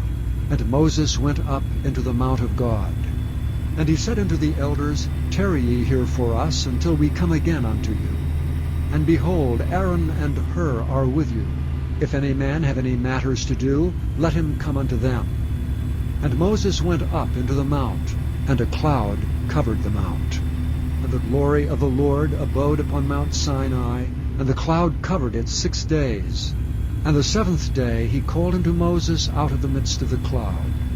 And the sight of the glory of the Lord was like devouring fire on the top of the mount in the eyes of the children of Israel. And Moses went into the midst of the cloud, and gat him up into the mount. And Moses was in the mount 40 days and 40 nights. Chapter 25. And the Lord spake unto Moses, saying, speak unto the children of Israel, that they bring me an offering. Of every man that giveth it willingly with his heart, ye shall take my offering. And this is the offering which ye shall take of them: gold, and silver, and brass, and blue, and purple, and scarlet, and fine linen, and goat's hair, and rams' skins dyed red, and badgers' skins, and shittim wood, oil for the light, spices for anointing oil, and for sweet incense, onyx stones, and stones to be set in the ephod and in the breastplate. And let them make me a sanctuary, that I may dwell among them. According to all that I show thee, after the pattern of the tabernacle and the pattern of all the instruments thereof, even so shall ye make it. And they shall make an ark of shittim wood. 2 cubits and a half shall be the length thereof, and 1 cubit and a half the breadth thereof, and 1 cubit and a half the height thereof. And thou shalt overlay it with pure gold. Within and without shalt thou overlay it, and shalt make upon it a crown of gold round about. And thou shalt cast 4 rings of gold for it, and put them in the 4 corners thereof. And 2 rings shall be in the one side of it, and 2 rings in the other side of it. And thou shalt make staves of shittim wood, and overlay them with gold. And thou shalt put the staves into the rings by the sides of the ark, that the ark may be borne with them. The stave shall be in the rings of the ark, they shall not be taken from it. And thou shalt put into the ark the testimony which I shall give thee. And thou shalt make a mercy seat of pure gold. 2 cubits and a half shall be the length thereof, and 1 cubit and a half the breadth thereof. And thou shalt make 2 cherubims of gold, of beaten work shalt thou make them, in the 2 ends of the mercy seat. And make 1 cherub on the one end, and the other cherub on the other end. Even of the mercy seat shall ye make the cherubims on the 2 ends thereof. And the cherubim shall stretch forth their wings on high, covering the mercy seat with their wings, and their faces shall look one to another. Toward the mercy seat shall the faces of the cherubims be. And thou shalt put the mercy seat above upon the ark, and in the ark thou shalt put the testimony that I shall give thee. And there I will meet with thee, and I will commune with thee from above the mercy seat, from between the 2 cherubims which are upon the ark of the testimony, of all things which I will give thee in commandment unto the children of Israel. Thou shalt also make a table of shittim wood. 2 cubits shall be the length thereof, and 1 cubit the breadth thereof, and 1 cubit and a half the height thereof. And thou shalt overlay it with pure gold, and make thereto a crown of gold round about. And thou shalt make unto it a border of an hand breadth round about, and thou shalt make a golden crown to the border thereof round about. And thou shalt make for it 4 rings of gold, and put the rings in the 4 corners that are on the 4 feet thereof. Over against the border shall the rings be for places of the staves to bear the table. And thou shalt make the staves of shittim wood, and overlay them with gold, that the table may be borne with them. And thou shalt make the dishes thereof, and spoons thereof, and covers thereof, and bowls thereof to cover withal. Of pure gold shalt thou make them. And thou shalt set upon the table showbread before me alway. And thou shalt make a candlestick of pure gold. Of beaten work shall the candlestick be made. His shaft and his branches, his bowls, his knops and his flowers shall be the same. And 6 branches shall come out of the sides of it, 3 branches of the candlestick out of the one side, and 3 branches of the candlestick out of the other side. 3 bowls made like unto almonds, with a knop and a flower in one branch, and 3 bowls made like almonds in the other branch, with a knop and a flower. So in the 6 branches that come out of the candlestick. And in the candlestick shall be 4 bowls made like unto almonds, with their knops and their flowers. And there shall be a knop under 2 branches of the same, and a knop under 2 branches of the same, and a knop under 2 branches of the same, according to the 6 branches that proceed out of the candlestick. Their knops and their branches shall be of the same. All it shall be 1 beaten work of pure gold. And thou shalt make the 7 lamps thereof. and they shall light the lamps thereof, that they may give light over against it. And the tongs thereof, and the snuff dishes thereof shall be of pure gold. Of a talent of pure gold shall he make it, with all these vessels. And look that thou make them after their pattern, which was showed thee in the mount. Chapter 26. Moreover thou shalt make the tabernacle with 10 curtains of fine twined linen, and blue, and purple, and scarlet, with cherubims of cunning work shalt thou make them. The length of one curtain shall be 28 cubits, and the breadth of one curtain 4 cubits, and every one of the curtains shall have one measure. The 5 curtains shall be coupled together one to another, and other 5 curtains shall be coupled one to another. And thou shalt make loops of blue upon the edge of the one curtain from the selvage in the coupling, and likewise shalt thou make in the uttermost edge of another curtain in the coupling of the second. 50 loops shalt thou make in the one curtain, and 50 loops shalt thou make in the edge of the curtain that is in the coupling of the second, that the loops may take hold one of another. And thou shalt make 50 taches of gold, and couple the curtains together with the taches, and it shall be one tabernacle. And thou shalt make curtains of goat's hair to be a covering upon the tabernacle. 11 curtains shalt thou make. The length of one curtain shall be 30 cubits, and the breadth of one curtain 4 cubits, and the 11 curtains shall be all of one measure. And thou shalt couple 5 curtains by themselves, and 6 curtains by themselves, and shalt double the 6th curtain in the forefront of the tabernacle. And thou shalt make 50 loops on the edge of the one curtain that is outmost in the coupling, and 50 loops in the edge of the curtain which coupleth the second. And thou shalt make 50 taches of brass, and put the taches into the loops, and couple the tent together, that it may be one. And the remnant that remaineth of the curtains of the tent, the half curtain that remaineth shall hang over the backside of the tabernacle. And a cubit on the one side, and a cubit on the other side of that which remaineth in the length of the curtains of the tent, it shall hang over the sides of the tabernacle on this side and on that side to cover it. And thou shalt make a covering for the tent of ram skins dyed red, and a covering above of badgers' skins. And thou shalt make boards for the tabernacle of shittim wood standing up.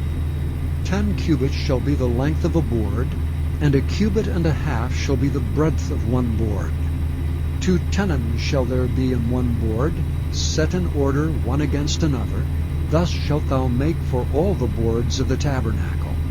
And thou shalt make the boards for the tabernacle 20 boards on the south side southward.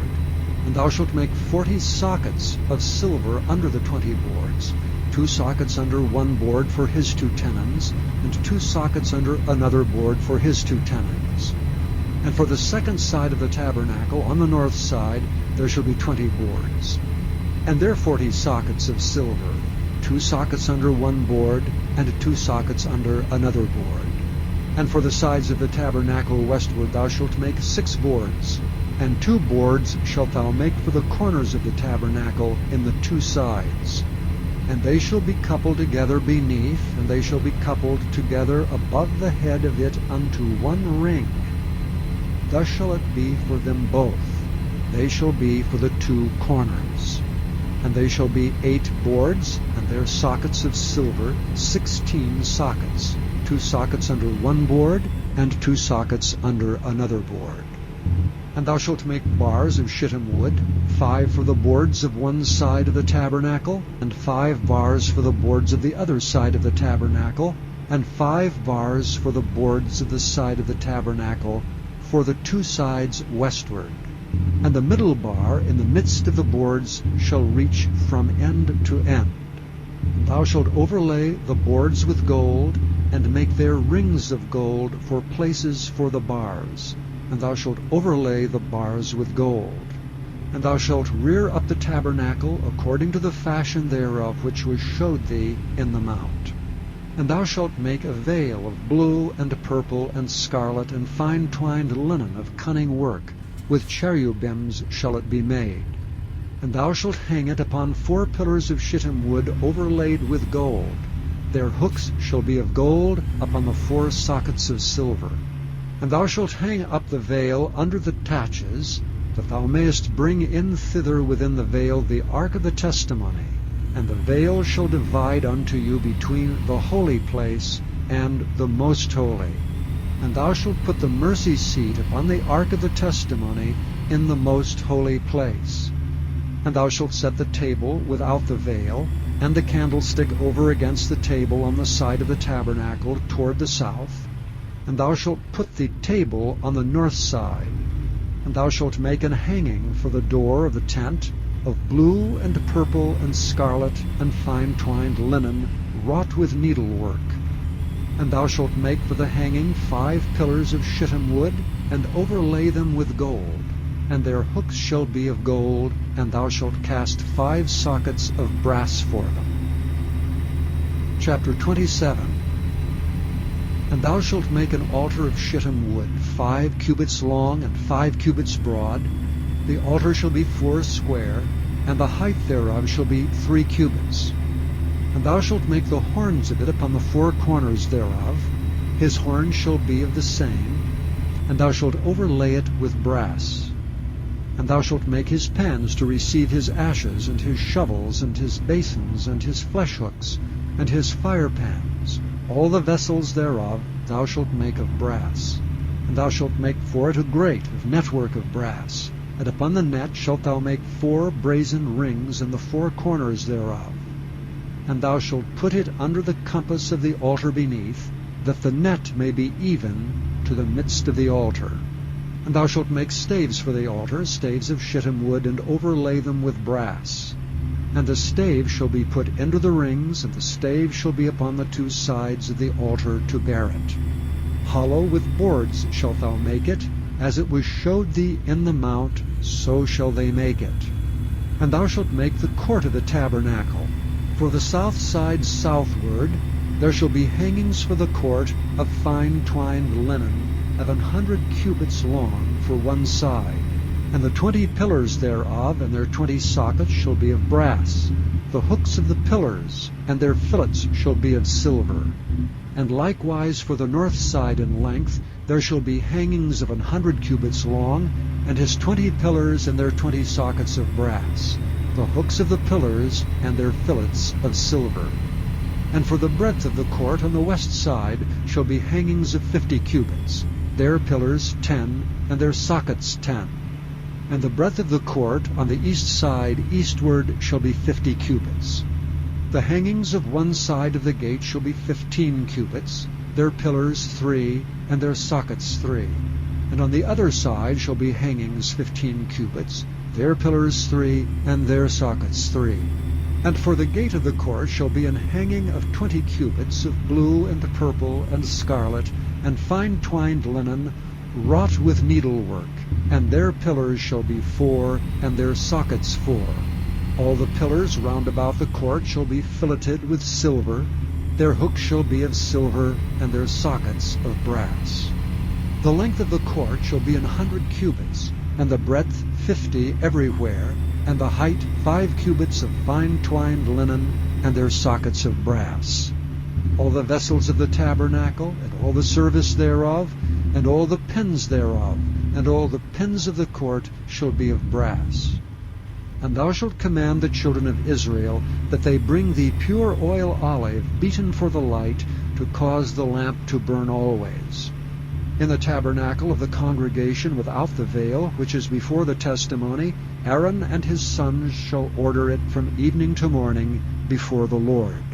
It shall be a statute forever unto their generations on the behalf of the children of Israel. Chapter 28. And take thou unto thee Aaron thy brother, and his sons with him, from among the children of Israel, that he may minister unto me in the priest's office, even Aaron, Nadab, and Abihu, Eleazar, and Ithamar, Aaron's sons. And thou shalt make holy garments for Aaron thy brother, for glory and for beauty. And thou shalt speak unto all that are wise-hearted, whom I have filled with the spirit of wisdom, that they may make Aaron's garments to consecrate him, that he may minister unto me in the priest's office. And these are the garments which they shall make: a breastplate, and an ephod, and a robe, and a broidered coat, a mitre, and a girdle. And they shall make holy garments for Aaron thy brother and his sons, that he may minister unto me in the priest's office. And they shall take gold, and blue, and purple, and scarlet, and fine linen. And they shall make the ephod of gold, of blue, and of purple, of scarlet, and fine twined linen with cunning work. It shall have 2 shoulder pieces thereof, joined at the edges thereof, and so it shall be joined together. And the curious girdle of the ephod which is upon it shall be of the same, according to the work thereof, even of gold, of blue, and purple, and scarlet, and fine twined linen. And thou shalt take 2 onyx stones, and grave on them the names of the children of Israel, 6 of their names on one stone, and the other 6 names of the rest on the other stone, according to their birth. With the work of an engraver in stone, like the engravings of a signet, shalt thou engrave the 2 stones with the names of the children of Israel. Thou shalt make them to be set in ouches of gold. And thou shalt put the 2 stones upon the shoulders of the ephod for stones of a memorial unto the children of Israel. And Aaron shall bear their names before the Lord upon his 2 shoulders for a memorial. And thou shalt make ouches of gold, and 2 chains of pure gold at the ends. Of wreathen work shalt thou make them, and fasten the wreathen chains to the ouches. And thou shalt make the breastplate of judgment with cunning work. After the work of the ephod thou shalt make it, of gold, of blue, and of purple, and of scarlet, and of fine twined linen shalt thou make it. 4 square it shall be, being doubled. A span shall be the length thereof, and a span shall be the breadth thereof. And thou shalt set in it settings of stones, even 4 rows of stones.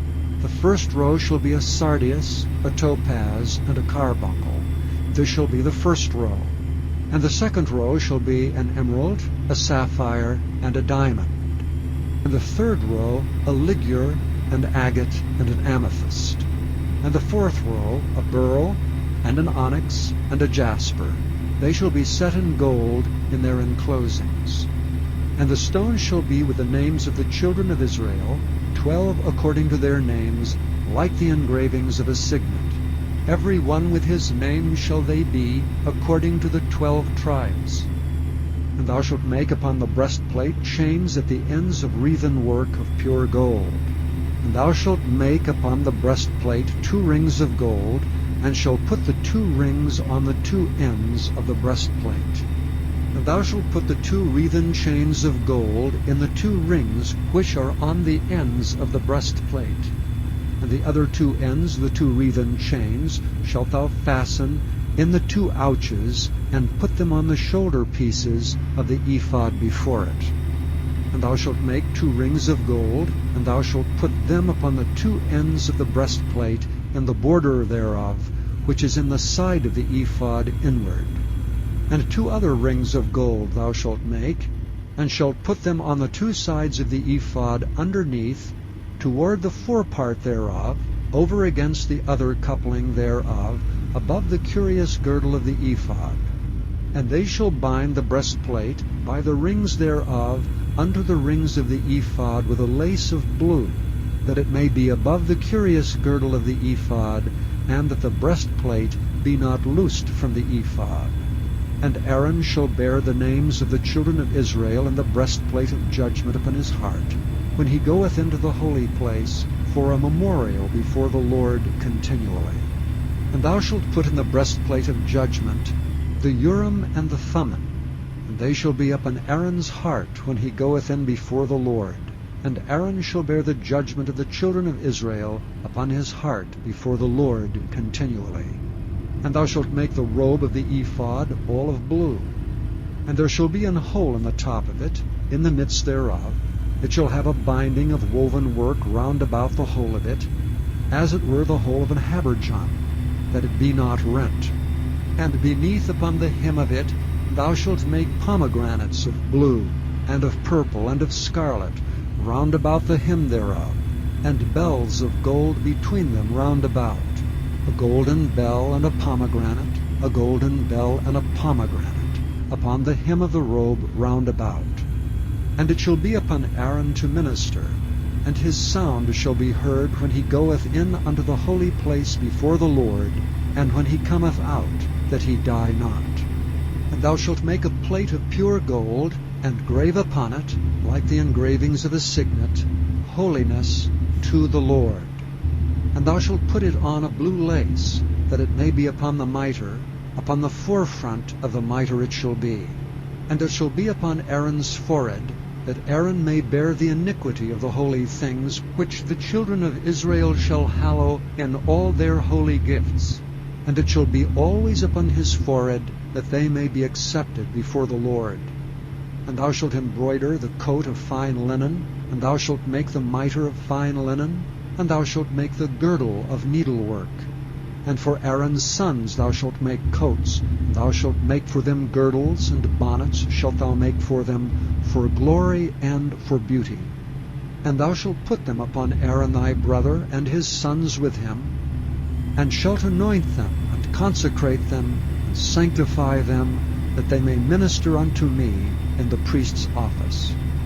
And thou shalt make them linen breeches to cover their nakedness, from the loins even unto the thighs they shall reach. And they shall be upon Aaron and upon his sons, when they come in unto the tabernacle of the congregation, or when they come near unto the altar to minister in the holy place, that they bear not iniquity and die.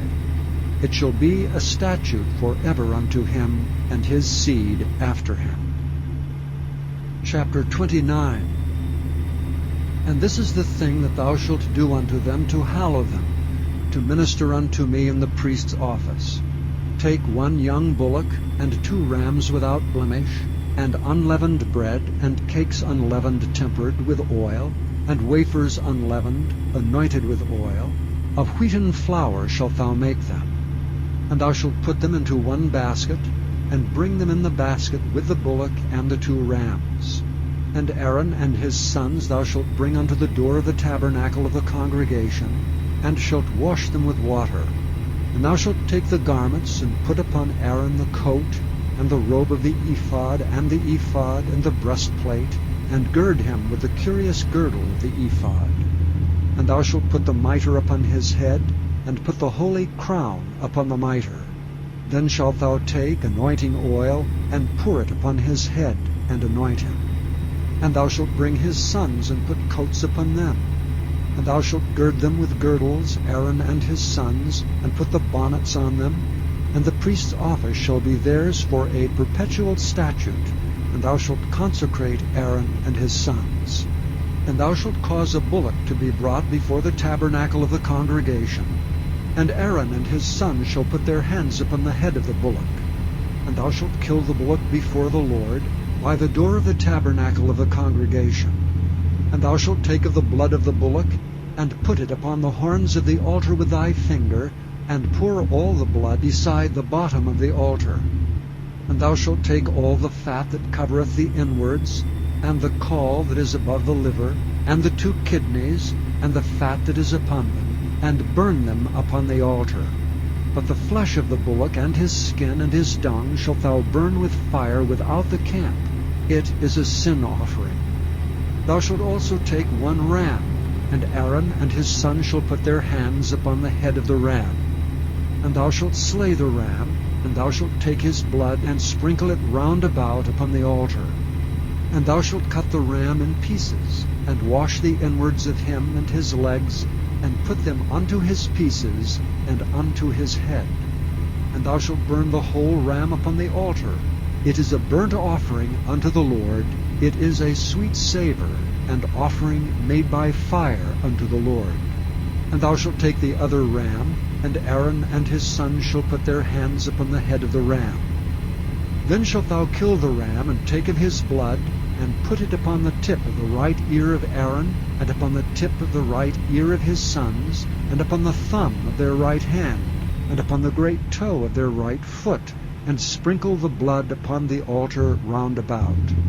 And thou shalt take of the blood that is upon the altar, and of the anointing oil, and sprinkle it upon Aaron, and upon his garments, and upon his sons, and upon the garments of his sons with him.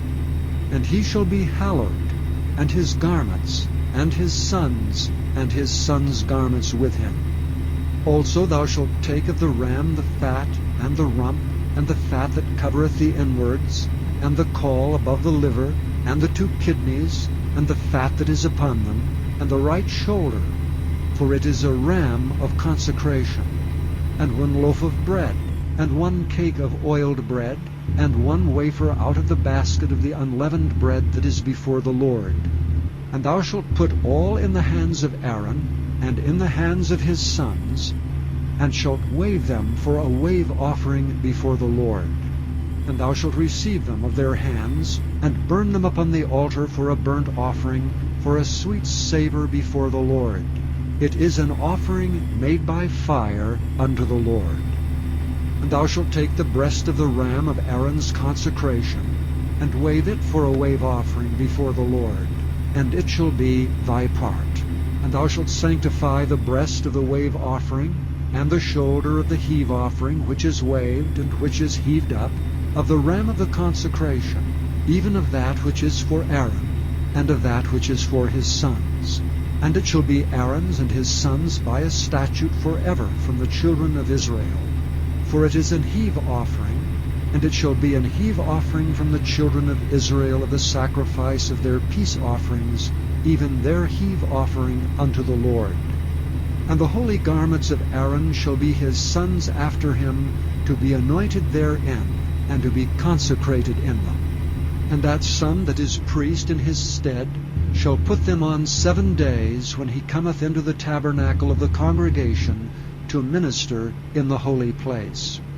And thou shalt take the ram of the consecration, and seethe his flesh in the holy place.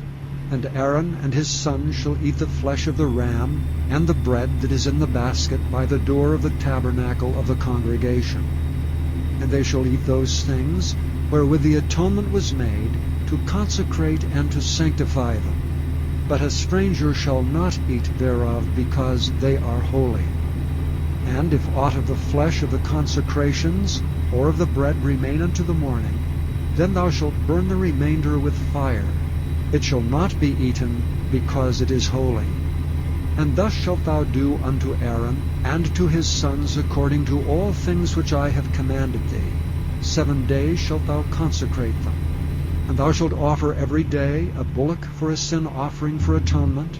And thou shalt cleanse the altar when thou hast made an atonement for it, and thou shalt anoint it to sanctify it. 7 days thou shalt make an atonement for the altar and sanctify it, and it shall be an altar most holy. Whatsoever toucheth the altar shall be holy. Now this is that which thou shalt offer upon the altar, 2 lambs of the first year, day by day, continually. The 1 lamb thou shalt offer in the morning, and the other lamb thou shalt offer at even. And with the 1 lamb 1/10 deal of flour mingled with the 4th part of an hin of beaten oil, and the 4th part of an hin of wine for a drink offering. And the other lamb thou shalt offer at even, and shalt do thereto according to the meat offering of the morning, and according to the drink offering thereof, for a sweet savour, and offering made by fire unto the Lord. There shall be a continual burnt offering throughout your generations at the door of the tabernacle of the congregation before the Lord, where I will meet you to speak there unto thee. And there I will meet with the children of Israel, and the tabernacle shall be sanctified by my glory. And I will sanctify the tabernacle of the congregation and the altar. I will sanctify also both Aaron and his sons to minister to me in the priest's office. And I will dwell among the children of Israel, and will be their God. And they shall know that I am the Lord their God, that brought them forth out of the land of Egypt, that I may dwell among them. I am the Lord their God. Chapter 30. And thou shalt make an altar to burn incense upon. Of shittim wood shalt thou make it. A cubit shall be the length thereof, and a cubit the breadth thereof. 4 square shall it be, and 2 cubits shall be the height thereof. The horns thereof shall be of the same. And thou shalt overlay it with pure gold, the top thereof, and the sides thereof round about, and the horns thereof. And thou shalt make unto it a crown of gold round about. And 2 golden rings shalt thou make to it under the crown of it. By the 2 corners thereof, upon the 2 sides of it shalt thou make it. And they shall be for places for the staves to bear it withal. And thou shalt make the staves of shittim wood, and overlay them with gold. And thou shalt put it before the veil, that is by the ark of the testimony, before the mercy seat that is over the testimony, where I will meet with thee. And Aaron shall burn thereon sweet incense every morning. When he dresseth the lamps, he shall burn incense upon it. And when Aaron lighteth the lamps at even, he shall burn incense upon it, a perpetual incense before the Lord throughout your generations. Ye shall offer no strange incense thereon, nor burnt sacrifice, nor meat offering, neither shall ye pour drink offering thereon. And Aaron shall make an atonement upon the horns of it, once in a year with the blood of the sin offering of atonements. Once in the year shall he make atonement upon it throughout your generations. It is most holy unto the Lord. And the Lord spake unto Moses, saying, When thou takest the sum of the children of Israel after their number, then shall they give every man a ransom for his soul unto the Lord, when thou numberest them, that there be no plague among them when thou numberest them. This they shall give every one that passeth among them that are numbered, half a shekel after the shekel of the sanctuary. A shekel is 20 gerahs, and half shekel shall be the offering of the Lord. Every one that passeth among them that are numbered from 20 years old and above shall give an offering unto the Lord. The rich shall not give more, and the poor shall not give less than half a shekel, when they give an offering unto the Lord, to make an atonement for your souls. And thou shalt take the atonement money of the children of Israel, and shalt appoint it for the service of the tabernacle of the congregation, that it may be a memorial unto the children of Israel before the Lord, to make an atonement for your souls. And the Lord spake unto Moses, saying, Thou shalt also make a laver of brass, and his foot also of brass, to wash withal. And thou shalt put it between the tabernacle of the congregation and the altar, and thou shalt put water therein.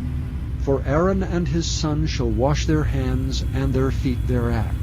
When they go into the tabernacle of the congregation, they shall wash with water, that they die not, or when they come near to the altar to minister to burn offering made by fire unto the Lord. So they shall wash their hands and their feet, that they die not. And it shall be a statute forever to them, even to him and to his seed throughout their generations. Moreover the Lord spake unto Moses, saying, Take thou also unto thee principal spices of pure myrrh, 500 shekels, and of sweet cinnamon half so much, even 250 shekels, and of sweet calamus 250 shekels, and of cassia 500 shekels, after the shekel of the sanctuary, and of oil olive an hin. And thou shalt make it an oil of holy ointment, an ointment compound, after the art of the apothecary. It shall be an holy anointing oil. And thou shalt anoint the tabernacle of the congregation therewith, and the ark of the testimony, the table and all his vessels, and the candlestick and his vessels, and the altar of incense, and the altar of burnt offering with all his vessels, and the laver and his foot. And thou shalt sanctify them, that they may be most holy. Whatsoever toucheth them shall be holy. And thou shalt anoint Aaron and his sons, and consecrate them, that they may minister unto me in the priest's office. And thou shalt speak unto the children of Israel, saying, This shall be an holy anointing oil unto me throughout your generations. Upon men's flesh shall it not be poured, neither shall ye make any other like it, after the composition of it. It is holy, and it shall be holy unto you. Whosoever compoundeth any like it, or whosoever putteth any of it upon a stranger shall even be cut off from his people. And the Lord said unto Moses, Take unto thee sweet spices, stacte, and onycha, and galbanum, these sweet spices with pure frankincense. Of each shall there be a like weight. Thou shalt make it a perfume, a confection after the art of the apothecary, tempered together, pure and holy. Thou shalt beat some of it very small, and put of it before the testimony in the tabernacle of the congregation, where I will meet with thee. It shall be unto you most holy. And as for the perfume which thou shalt make, ye shall not make to yourselves according to the composition thereof. It shall be unto thee holy for the Lord. Whosoever shall make like unto that, to smell thereto, shall even be cut off from his people. Chapter 31. And the Lord spake unto Moses, saying, See, I have called by name Bezaleel the son of Uri, the son of Hur of the tribe of Judah. And I have filled him with the Spirit of God, in wisdom and in understanding, and in knowledge and in all manner of workmanship, to devise cunning works, to work in gold and in silver and in brass, and in cutting of stones, to set them, and in carving of timber, to work in all manner of workmanship. And I, behold, I have given with him Aholiab, the son of Ahisamach of the tribe of Dan. And in the hearts of all that are wise-hearted I have put wisdom, that they may make all that I have commanded thee, the tabernacle of the congregation, and the ark of the testimony, and the mercy seat that is thereupon, and all the furniture of the tabernacle, and the table and his furniture, and the pure candlestick with all his furniture, and the altar of incense, and the altar of burnt offering with all his furniture, and the laver and his foot, and the cloths of service, and the holy garments for Aaron and the priest, and the garments of his sons to minister in the priest's office, and the anointing oil, and sweet incense for the holy place. According to all that I have commanded thee shall they do. And the Lord spake unto Moses, saying, Speak thou also unto the children of Israel, saying, Verily my Sabbaths ye shall keep.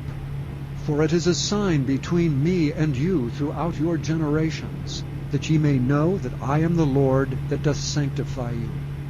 Ye shall keep the Sabbath therefore, for it is holy unto you. Every one that defileth it shall surely be put to death.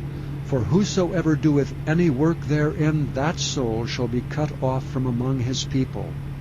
6 days may work be done, but in the 7th is the Sabbath of rest, holy to the Lord. Whosoever doeth any work in the Sabbath day, he shall surely be put to death. Wherefore the children of Israel shall keep the Sabbath, to observe the Sabbath throughout their generations for a perpetual covenant. It is a sign between me and the children of Israel forever. For in 6 days the Lord made heaven and earth, and on the 7th day he rested and was refreshed. And he gave unto Moses, when he had made an end of communing with him upon Mount Sinai, 2 tables of testimony, tables of stone, written with the finger of God. Chapter 32. And when the people saw that Moses delayed to come down out of the mount, the people gathered themselves together unto Aaron, and said unto him, Up, make us gods which shall go before us, for as for this Moses, the man that brought us up out of the land of Egypt, we wot not what is become of him. And Aaron said unto them, Break off the golden earrings which are in the ears of your wives, of your sons, and of your daughters, and bring them unto me. And all the people brake off the golden earrings which were in their ears, and brought them unto Aaron. And he received them at their hand, and fashioned it with a graving tool, after he had made it a molten calf. And they said, These be thy gods, O Israel, which brought thee up out of the land of Egypt. And when Aaron saw it, he built an altar before it. And Aaron made proclamation, and said, Tomorrow is a feast to the Lord. And they rose up early on the morrow, and offered burnt offerings, and brought peace offerings. And the people sat down to eat and drink, and rose up to play. And the Lord said unto Moses, Go, get thee down, for thy people which thou broughtest out of the land of Egypt have corrupted themselves. They have turned aside quickly out of the way which I commanded them. They have made them a molten calf, and have worshipped it, and have sacrificed thereunto, and said, These be thy gods, O Israel, which have brought thee up out of the land of Egypt.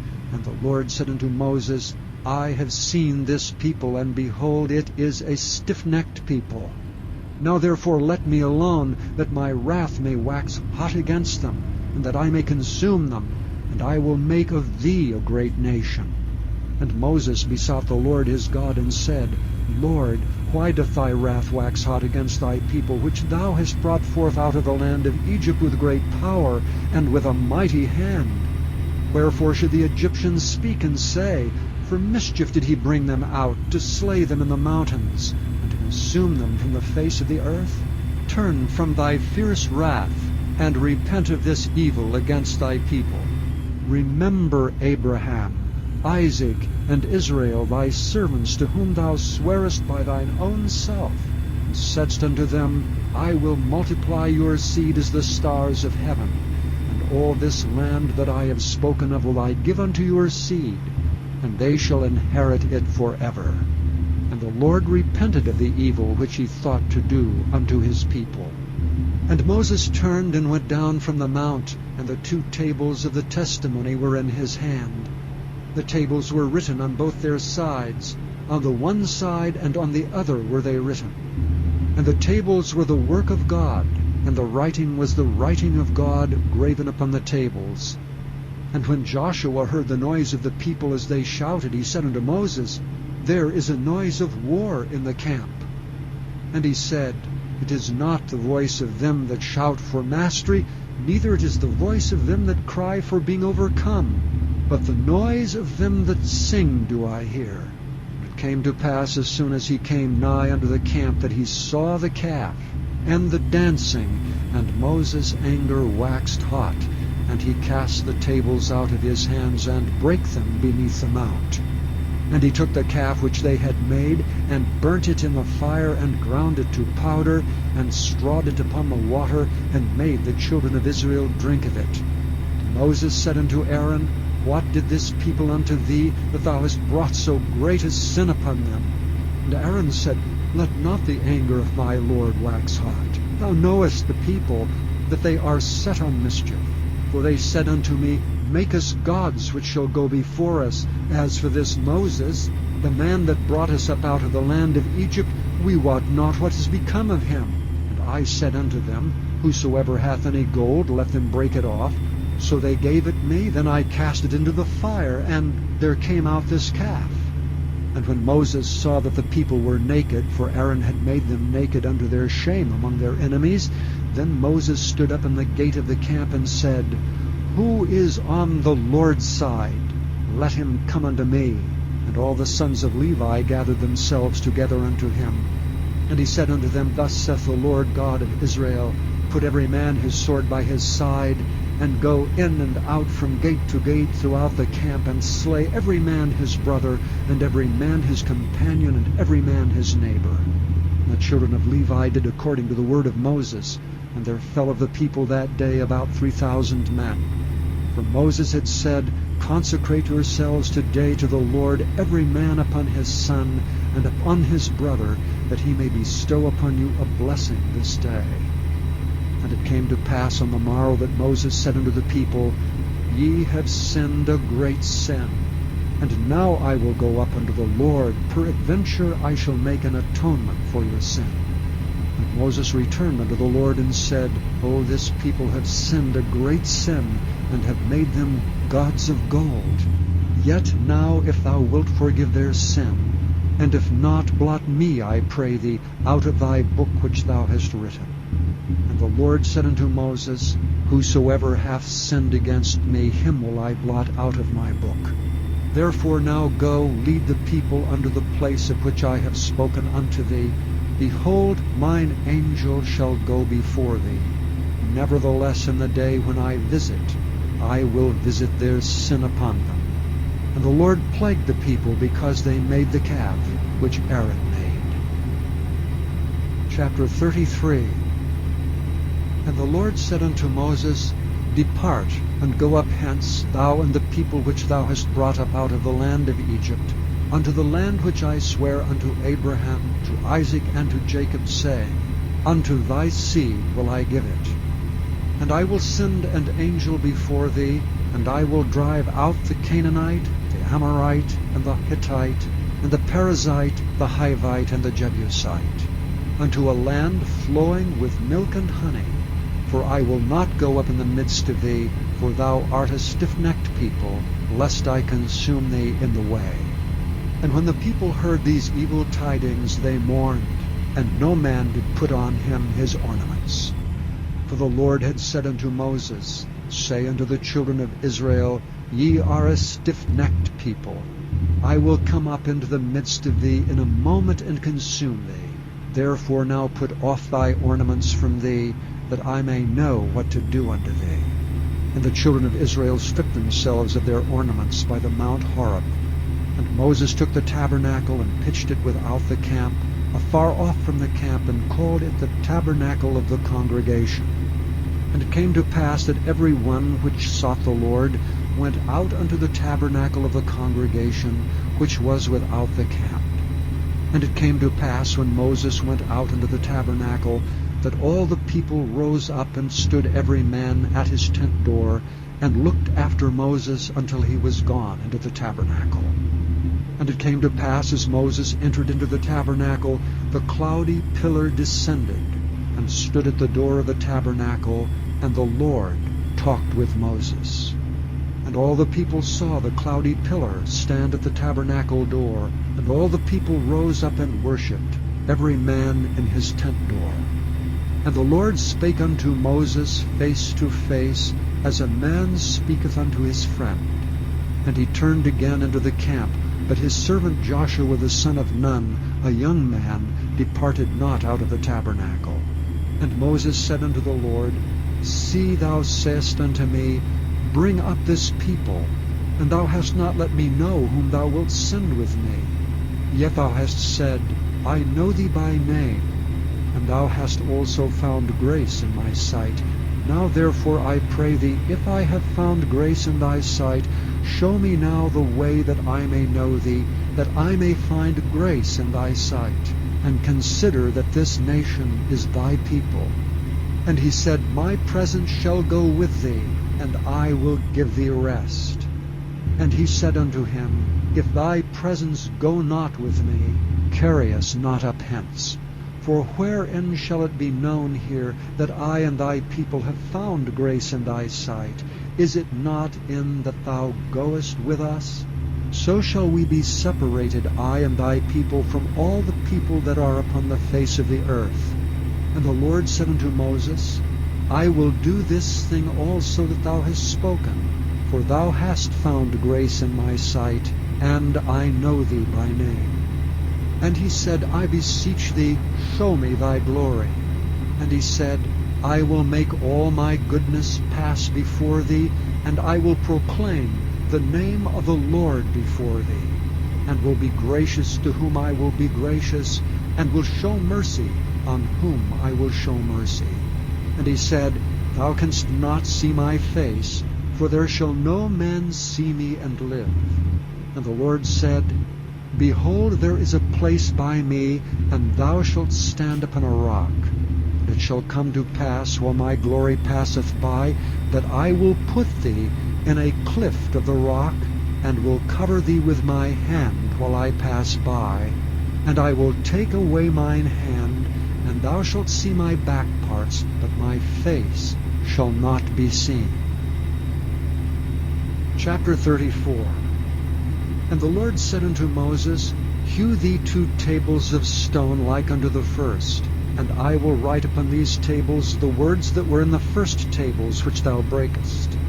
And be ready in the morning, and come up in the morning unto Mount Sinai, and present thyself there to me in the top of the mount. And no man shall come up with thee, neither let any man be seen throughout all the mount.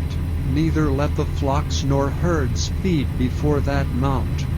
And he hewed 2 tables of stone like unto the first, And Moses rose up early in the morning, and went up unto Mount Sinai, as the Lord had commanded him, and took in his hand the 2 tables of stone.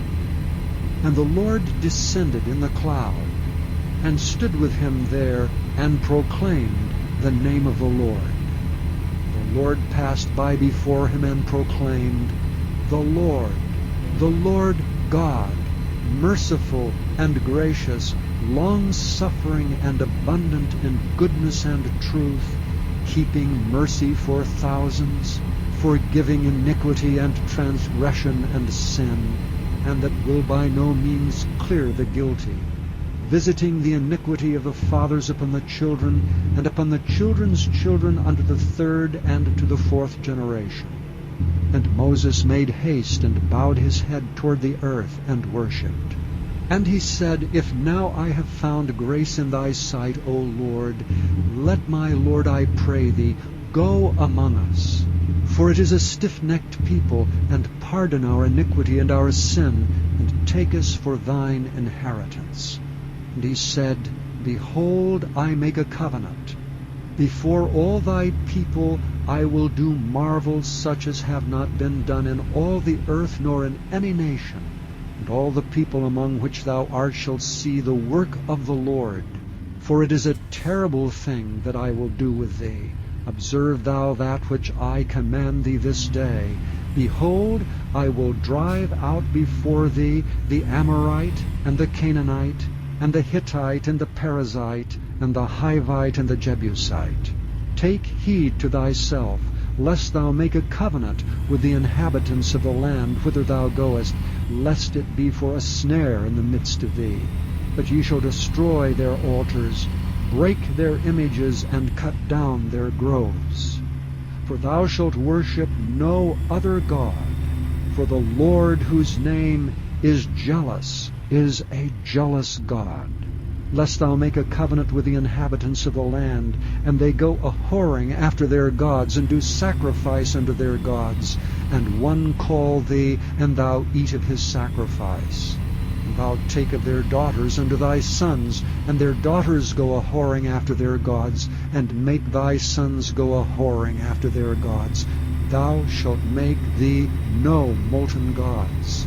The feast of unleavened bread shalt thou keep. 7 days thou shalt eat unleavened bread, as I commanded thee, in the time of the month Abib. For in the month Abib thou camest out from Egypt. All that openeth the matrix is mine, and every firstling among thy cattle, whether ox or sheep, that is male. But the firstling of an ass thou shalt redeem with a lamb, and if thou redeem him not, then shalt thou break his neck. All the firstborn of thy sons shalt thou redeem, and none shall appear before me empty. 6 days shalt thou work, but on the 7th day thou shalt rest. In earing time and in harvest thou shalt rest. And thou shalt observe the feast of weeks, of the firstfruits of wheat harvest, and the feast of ingathering at the year's end. Thrice in the year shall all your men children appear before the Lord God, the God of Israel. For I will cast out the nations before thee, and enlarge thy borders. Neither shall any man desire thy land, when thou shalt go up to appear before the Lord thy God thrice in the year. Thou shalt not offer the blood of my sacrifice with leaven. Neither shall the sacrifice of the feast of the Passover be left unto the morning. The first of the firstfruits of thy land shalt thou bring unto the house of the Lord thy God. Thou shalt not see the kid in his mother's milk. And the Lord said unto Moses, Write thou these words, for after the tenor of these words I have made a covenant with thee and with Israel. And he was there with the Lord 40 days and 40 nights. He did neither eat bread nor drink water, and he wrote upon the tables the words of the covenant, the 10 commandments. And it came to pass, when Moses came down from Mount Sinai with the 2 tables of testimony in Moses' hand, when he came down from the mount, that Moses wist not that the skin of his face shone while he talked with him. And when Aaron and all the children of Israel saw Moses, behold, the skin of his face shone, and they were afraid to come nigh him. And Moses called unto them, and Aaron, and all the rulers of the congregation returned unto him, and Moses talked with them. And afterward all the children of Israel came nigh, and he gave them in commandment all that the Lord had spoken with him in Mount Sinai. And till Moses had done speaking with them, he put a veil on his face. But when Moses went in before the Lord to speak with him, he took the veil off until he came out. And he came out and spake unto the children of Israel that which he was commanded. And the children of Israel saw the face of Moses, that the skin of Moses' face shone. And Moses put the veil upon his face again, until he went in to speak with him. Chapter 35.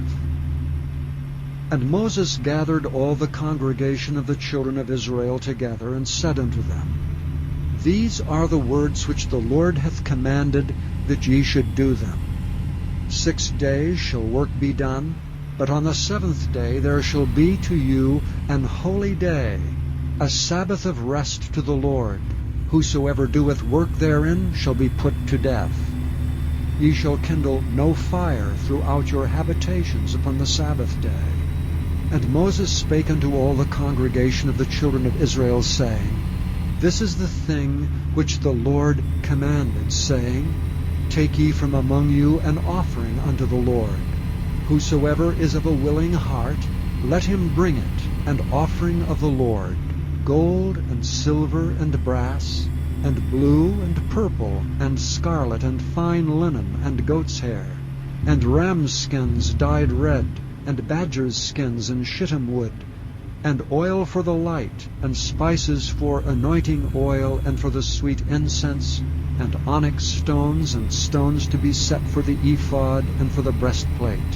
And every wise-hearted among you shall come, and make all that the Lord hath commanded: the tabernacle, his tent, and his covering, his taches and his boards, his bars, his pillars and his sockets, the ark and the staves thereof, with the mercy seat and the veil of the covering, the table and his staves, and all his vessels, and the showbread, the candlestick also for the light, and his furniture and his lamps with the oil for the light, and the incense altar and his staves, and the anointing oil, and the sweet incense, and the hanging for the door at the entering in of the tabernacle, the altar of burnt offering with his brazen grate, his staves, and all his vessels, the laver and his foot, the hangings of the court, his pillars and their sockets, and the hanging for the door of the court, the pins of the tabernacle, and the pins of the court and their cords, the cloths of service, to do service in the holy place, the holy garments for Aaron the priest, and the garments of his sons, to minister in the priest's office. And all the congregation of the children of Israel departed from the presence of Moses. And they came, every one whose heart stirred him up, and every one whom his spirit made willing, and they brought the Lord's offering to the work of the tabernacle of the congregation, and for all his service, and for the holy garments. And they came, both men and women, as many as were willing-hearted, and brought bracelets and earrings and rings and tablets, all jewels of gold, and every man that offered an offering of gold unto the Lord. And every man with whom was found blue and purple and scarlet and fine linen and goat's hair and red skins of rams and badgers' skins brought them. Every one that did offer an offering of silver and brass brought the Lord's offering. And every man with whom was found shittim wood for any work of the service brought it. And all the women that were wise-hearted did spin with their hands, and brought that which they had spun, both of blue and of purple and of scarlet and of fine linen. And all the women whose heart stirred them up in wisdom spun goat's hair. And the rulers brought onyx stones, and stones to be set for the ephod and for the breastplate, and spice, and oil for the light, and for the anointing oil, and for the sweet incense. And the children of Israel brought a willing offering unto the Lord, every man and woman whose heart made them willing to bring for all manner of work which the Lord had commanded to be made by the hand of Moses. And Moses said unto the children of Israel, See, the Lord hath called by name Bezaleel the son of Uri, the son of Hur of the tribe of Judah. And he hath filled him with the Spirit of God, in wisdom, in understanding, and in knowledge, and in all manner of workmanship, and to devise curious works, to work in gold, and in silver, and in brass, and in the cutting of stones to set them, and in carving of wood, to make any manner of cunning work. And he hath put in his heart that he may teach both he and Aholiab, the son of Ahisamach of the tribe of Dan. Them hath he filled with wisdom of heart, to work all manner of work of the engraver, and of the cunning workman, and of the embroiderer, in blue, and in purple, and scarlet, and in fine linen, and of the weaver, even of them that do any work, and of those that devise cunning work. Chapter 36. Then wrought Bezaleel and Aholiab, and every wise-hearted man in whom the Lord put wisdom and understanding, to know how to work all manner of work for the service of the sanctuary, according to all that the Lord had commanded. And Moses called Bezaleel and Aholiab, and every wise-hearted man in whose heart the Lord had put wisdom, even every one whose heart stirred him up to come unto the work to do it. And they received of Moses all the offering which the children of Israel had brought for the work of the service of the sanctuary, to make it withal. And they brought yet unto him free offerings every morning. And all the wise men that wrought all the work of the sanctuary came every man from his work which they made. And they spake unto Moses, saying, The people bring much more than enough for the service of the work which the Lord commanded to make. And Moses gave commandment, and they caused it to be proclaimed throughout the camp, saying, Let neither man nor woman make any more work for the offering of the sanctuary. So the people were restrained from bringing, for the stuff they had was sufficient for all the work to make it, and too much. And every wise-hearted man among them that wrought the work of the tabernacle made 10 curtains of fine twined linen, and blue, and purple, and scarlet, with cherubims of cunning work made he them. The length of one curtain was 28 cubits, and the breadth of one curtain 4 cubits. The curtains were all of one size. And he coupled the 5 curtains one unto another, and the other 5 curtains he coupled one unto another. And he made loops of blue on the edge of one curtain from the selvage in the coupling. Likewise he made in the uttermost side of another curtain in the coupling of the second. 50 loops made he in one curtain, and 50 loops made he in the edge of the curtain which was in the coupling of the second. The loops held one curtain to another. And he made 50 taches of gold, and coupled the curtains one unto another with the taches, so it became one tabernacle. And he made curtains of goat's hair for the tent over the tabernacle. 11 curtains he made them. The length of one curtain was 30 cubits, and 4 cubits was the breadth of one curtain. The 11 curtains were of one size. And he coupled 5 curtains by themselves, and 6 curtains by themselves. And he made 50 loops upon the uttermost edge of the curtain in the coupling, and 50 loops made he upon the edge of the curtain which coupleth the second. And he made 50 taches of brass to couple the tent together, that it might be one. And he made a covering for the tent of rams' skins dyed red, and a covering of badgers' skins above that. And he made boards for the tabernacle of shittim wood standing up. The length of a board was 10 cubits, and the breadth of a board 1 cubit and a half. One board had 2 tenons, equally distant one from another. Thus did he make for all the boards of the tabernacle. And he made the boards for the tabernacle, 20 boards for the south side southward, and 40 sockets of silver he made under the 20 boards, 2 sockets under one board for his 2 tenons, and 2 sockets under another board for his 2 tenons. And for the other side of the tabernacle, which is toward the north corner, he made 20 boards, and there 40 sockets of silver, 2 sockets under one board, and 2 sockets under another board. And for the sides of the tabernacle westward he made 6 boards. And 2 boards made he for the corners of the tabernacle in the 2 sides. And they were coupled beneath, and coupled together at the head thereof to 1 ring. Thus he did to both of them in both the corners. And there were 8 boards, and their sockets were 16 sockets of silver under every board, 2 sockets. And he made bars of shittim wood, 5 for the boards of the one side of the tabernacle, and 5 bars for the boards on the other side of the tabernacle, and 5 bars for the boards of the tabernacle for the sides westward. And he made the middle bar to shoot through the boards from the one end to the other. And he overlaid the boards with gold, and made their rings of gold to be places for the bars, and overlaid the bars with gold. And he made a veil of blue, and purple, and scarlet, and fine twined linen. With cherubims made he it of cunning work. And he made thereunto 4 pillars of shittim wood, and overlaid them with gold. Their hooks were of gold, and he cast for them 4 sockets of silver.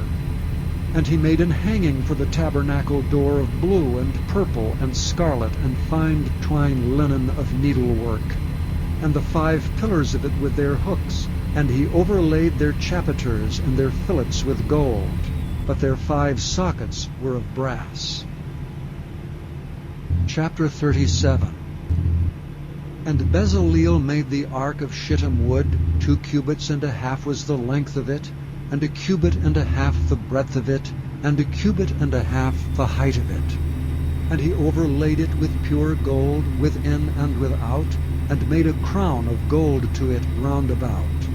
And he cast for it 4 rings of gold to be set by the 4 corners of it, even 2 rings upon the one side of it, and 2 rings upon the other side of it.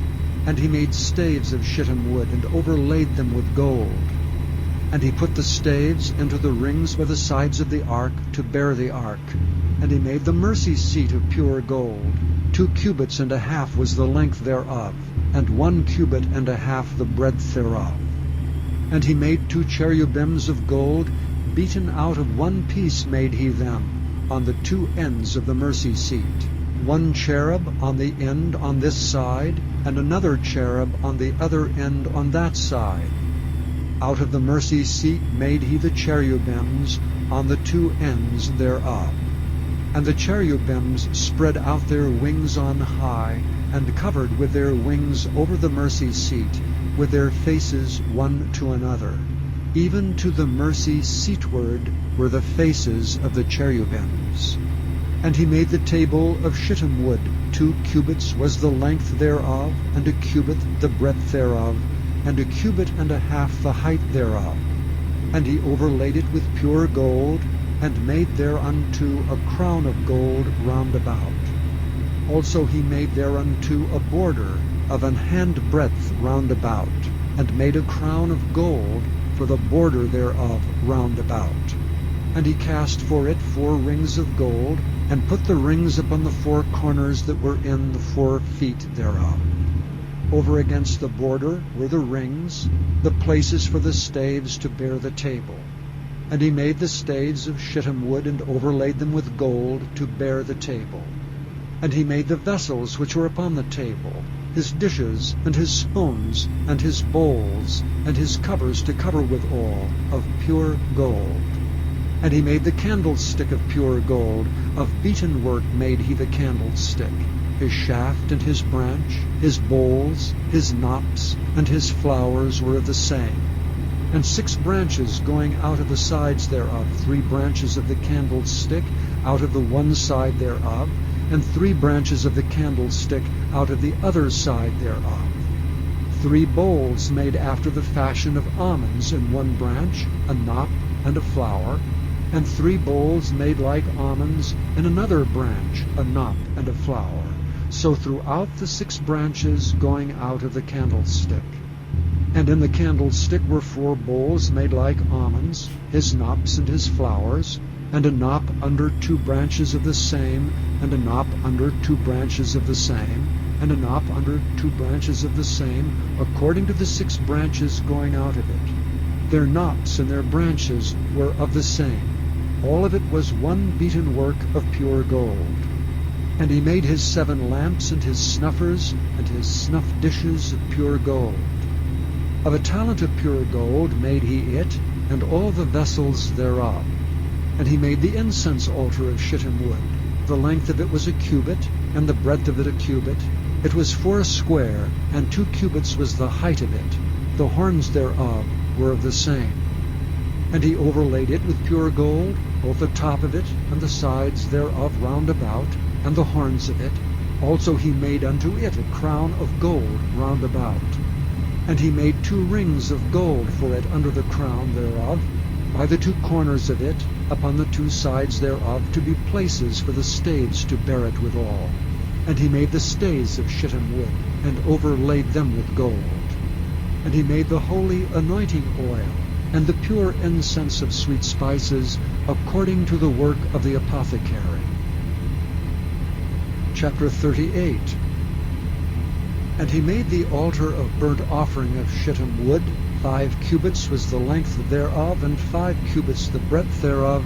It was 4 square, and 3 cubits the height thereof. And he made the horns thereof, and the 4 corners of it. The horns thereof were of the same, and he overlaid it with brass. And he made all the vessels of the altar, the pots, and the shovels, and the basins, and the flesh hooks, and the fire pans. All the vessels thereof made he of brass. And he made for the altar a brazen grate of network under the compass thereof beneath unto the midst of it. And he cast 4 rings for the 4 ends of the grate of brass, to be places for the staves. And he made the stays of shittim wood, and overlaid them with brass. And he put the staves into the rings on the sides of the altar, to bear it withal. He made the altar hollow with boards. And he made the laver of brass, and the foot of it of brass. Of the looking glasses of the women assembling, which assembled at the door of the tabernacle of the congregation. And he made the court. On the south side southward the hangings of the court were fine twined linen, 100 cubits. Their pillars were 20, and their brazen sockets 20.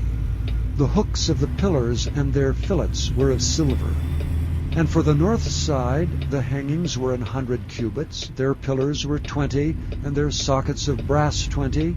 The hooks of the pillars and their fillets of silver. And for the west side were hangings of 50 cubits. Their pillars 10, and their sockets 10. The hooks of the pillars and their fillets of silver. And for the east side eastward 50 cubits. The hangings of the one side of the gate were 15 cubits, their pillars 3, and their sockets 3. And for the other side of the court gate, on this hand and that hand were hangings of 15 cubits, their pillars 3, and their sockets 3. All the hangings of the court round about were of fine twined linen. And the sockets for the pillars were of brass, the hooks of the pillars and their fillets of silver, and the overlaying of their chapiters of silver, and all the pillars of the court were filleted with silver. And the hanging for the gate of the court was needlework, blue and purple and scarlet, and fine twined linen. And 20 cubits was the length, and the height in the breadth was 5 cubits, answerable to the hangings of the court. And their pillars were 4, and their sockets of brass 4, their hooks of silver, and the overlaying of their chapiters and their fillets of silver. And all the pins of the tabernacle and of the court round about were of brass. This is the sum of the tabernacle, even of the tabernacle of testimony, as it was counted according to the commandment of Moses, for the service of the Levites by the hand of Ithamar, son to Aaron the priest. And Bezaleel the son of Uri, the son of Hur, of the tribe of Judah, made all that the Lord commanded Moses.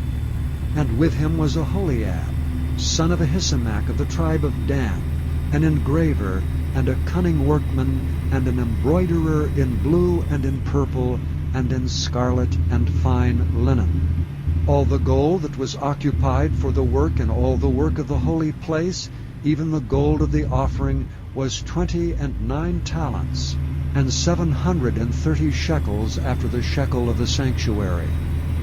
And the silver of them that were numbered of the congregation was 100 talents, and 1,715 shekels after the shekel of the sanctuary. A beka for every man, that is half a shekel, after the shekel of the sanctuary, for every one that went to be numbered from 20 years old and upward, for 600,000 and 3,550 men.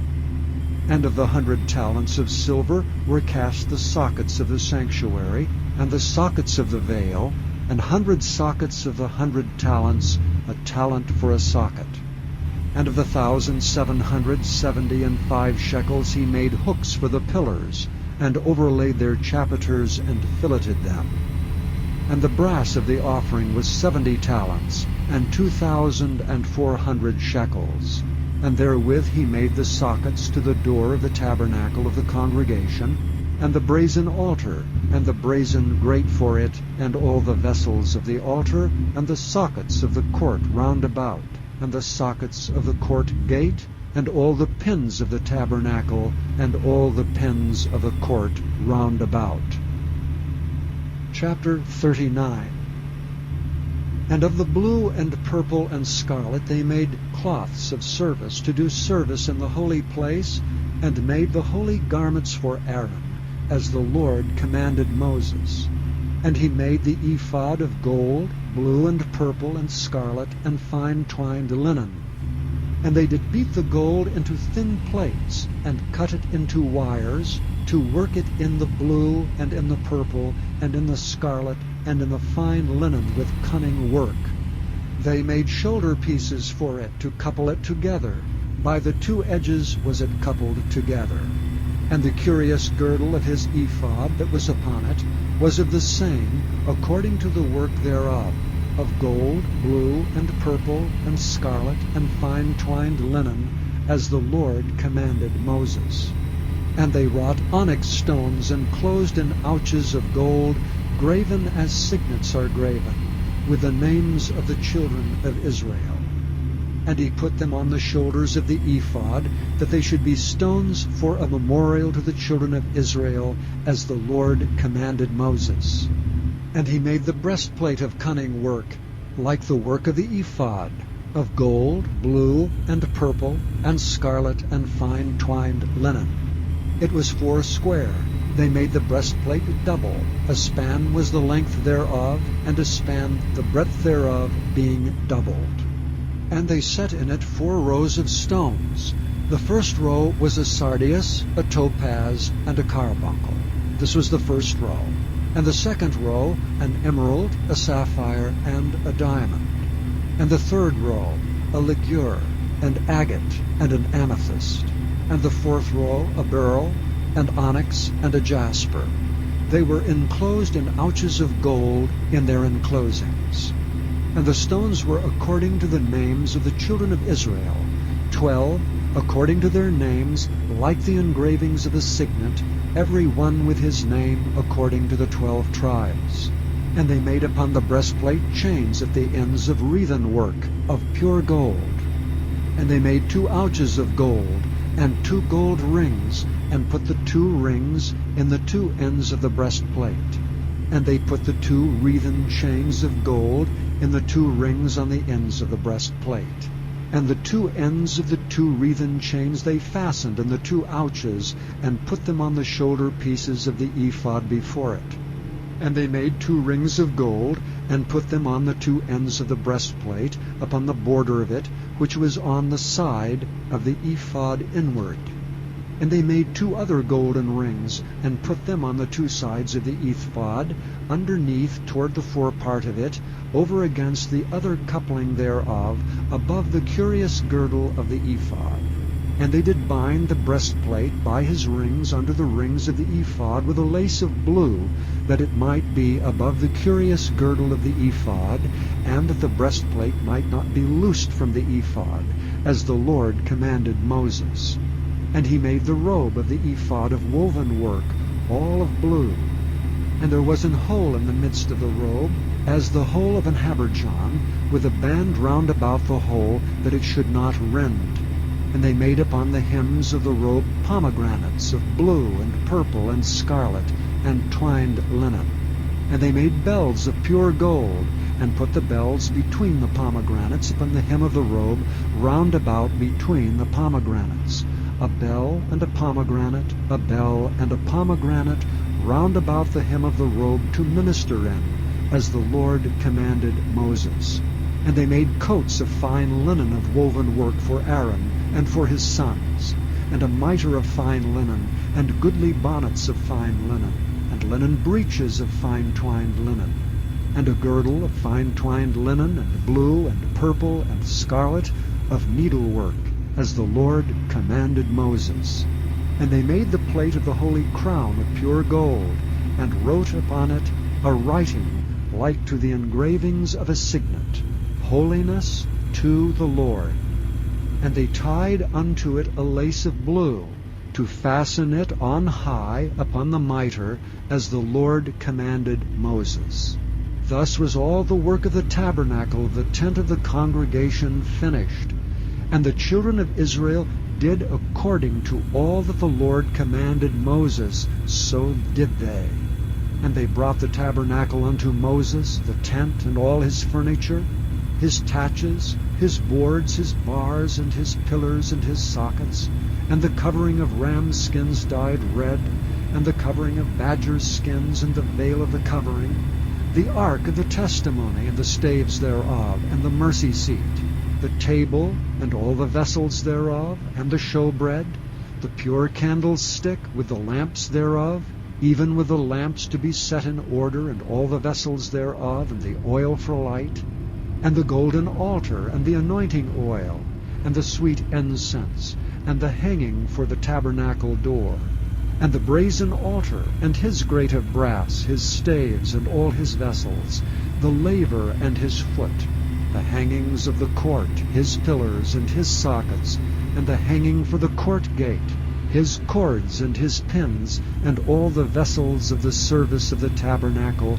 for the tent of the congregation, the cloths of service to do service in the holy place, and the holy garments for Aaron the priest, and his sons' garments to minister in the priest's office, according to all that the Lord commanded Moses. So the children of Israel made all the work. And Moses did look upon all the work, and behold, they had done it as the Lord had commanded, even so had they done it. And Moses blessed them. Chapter 40.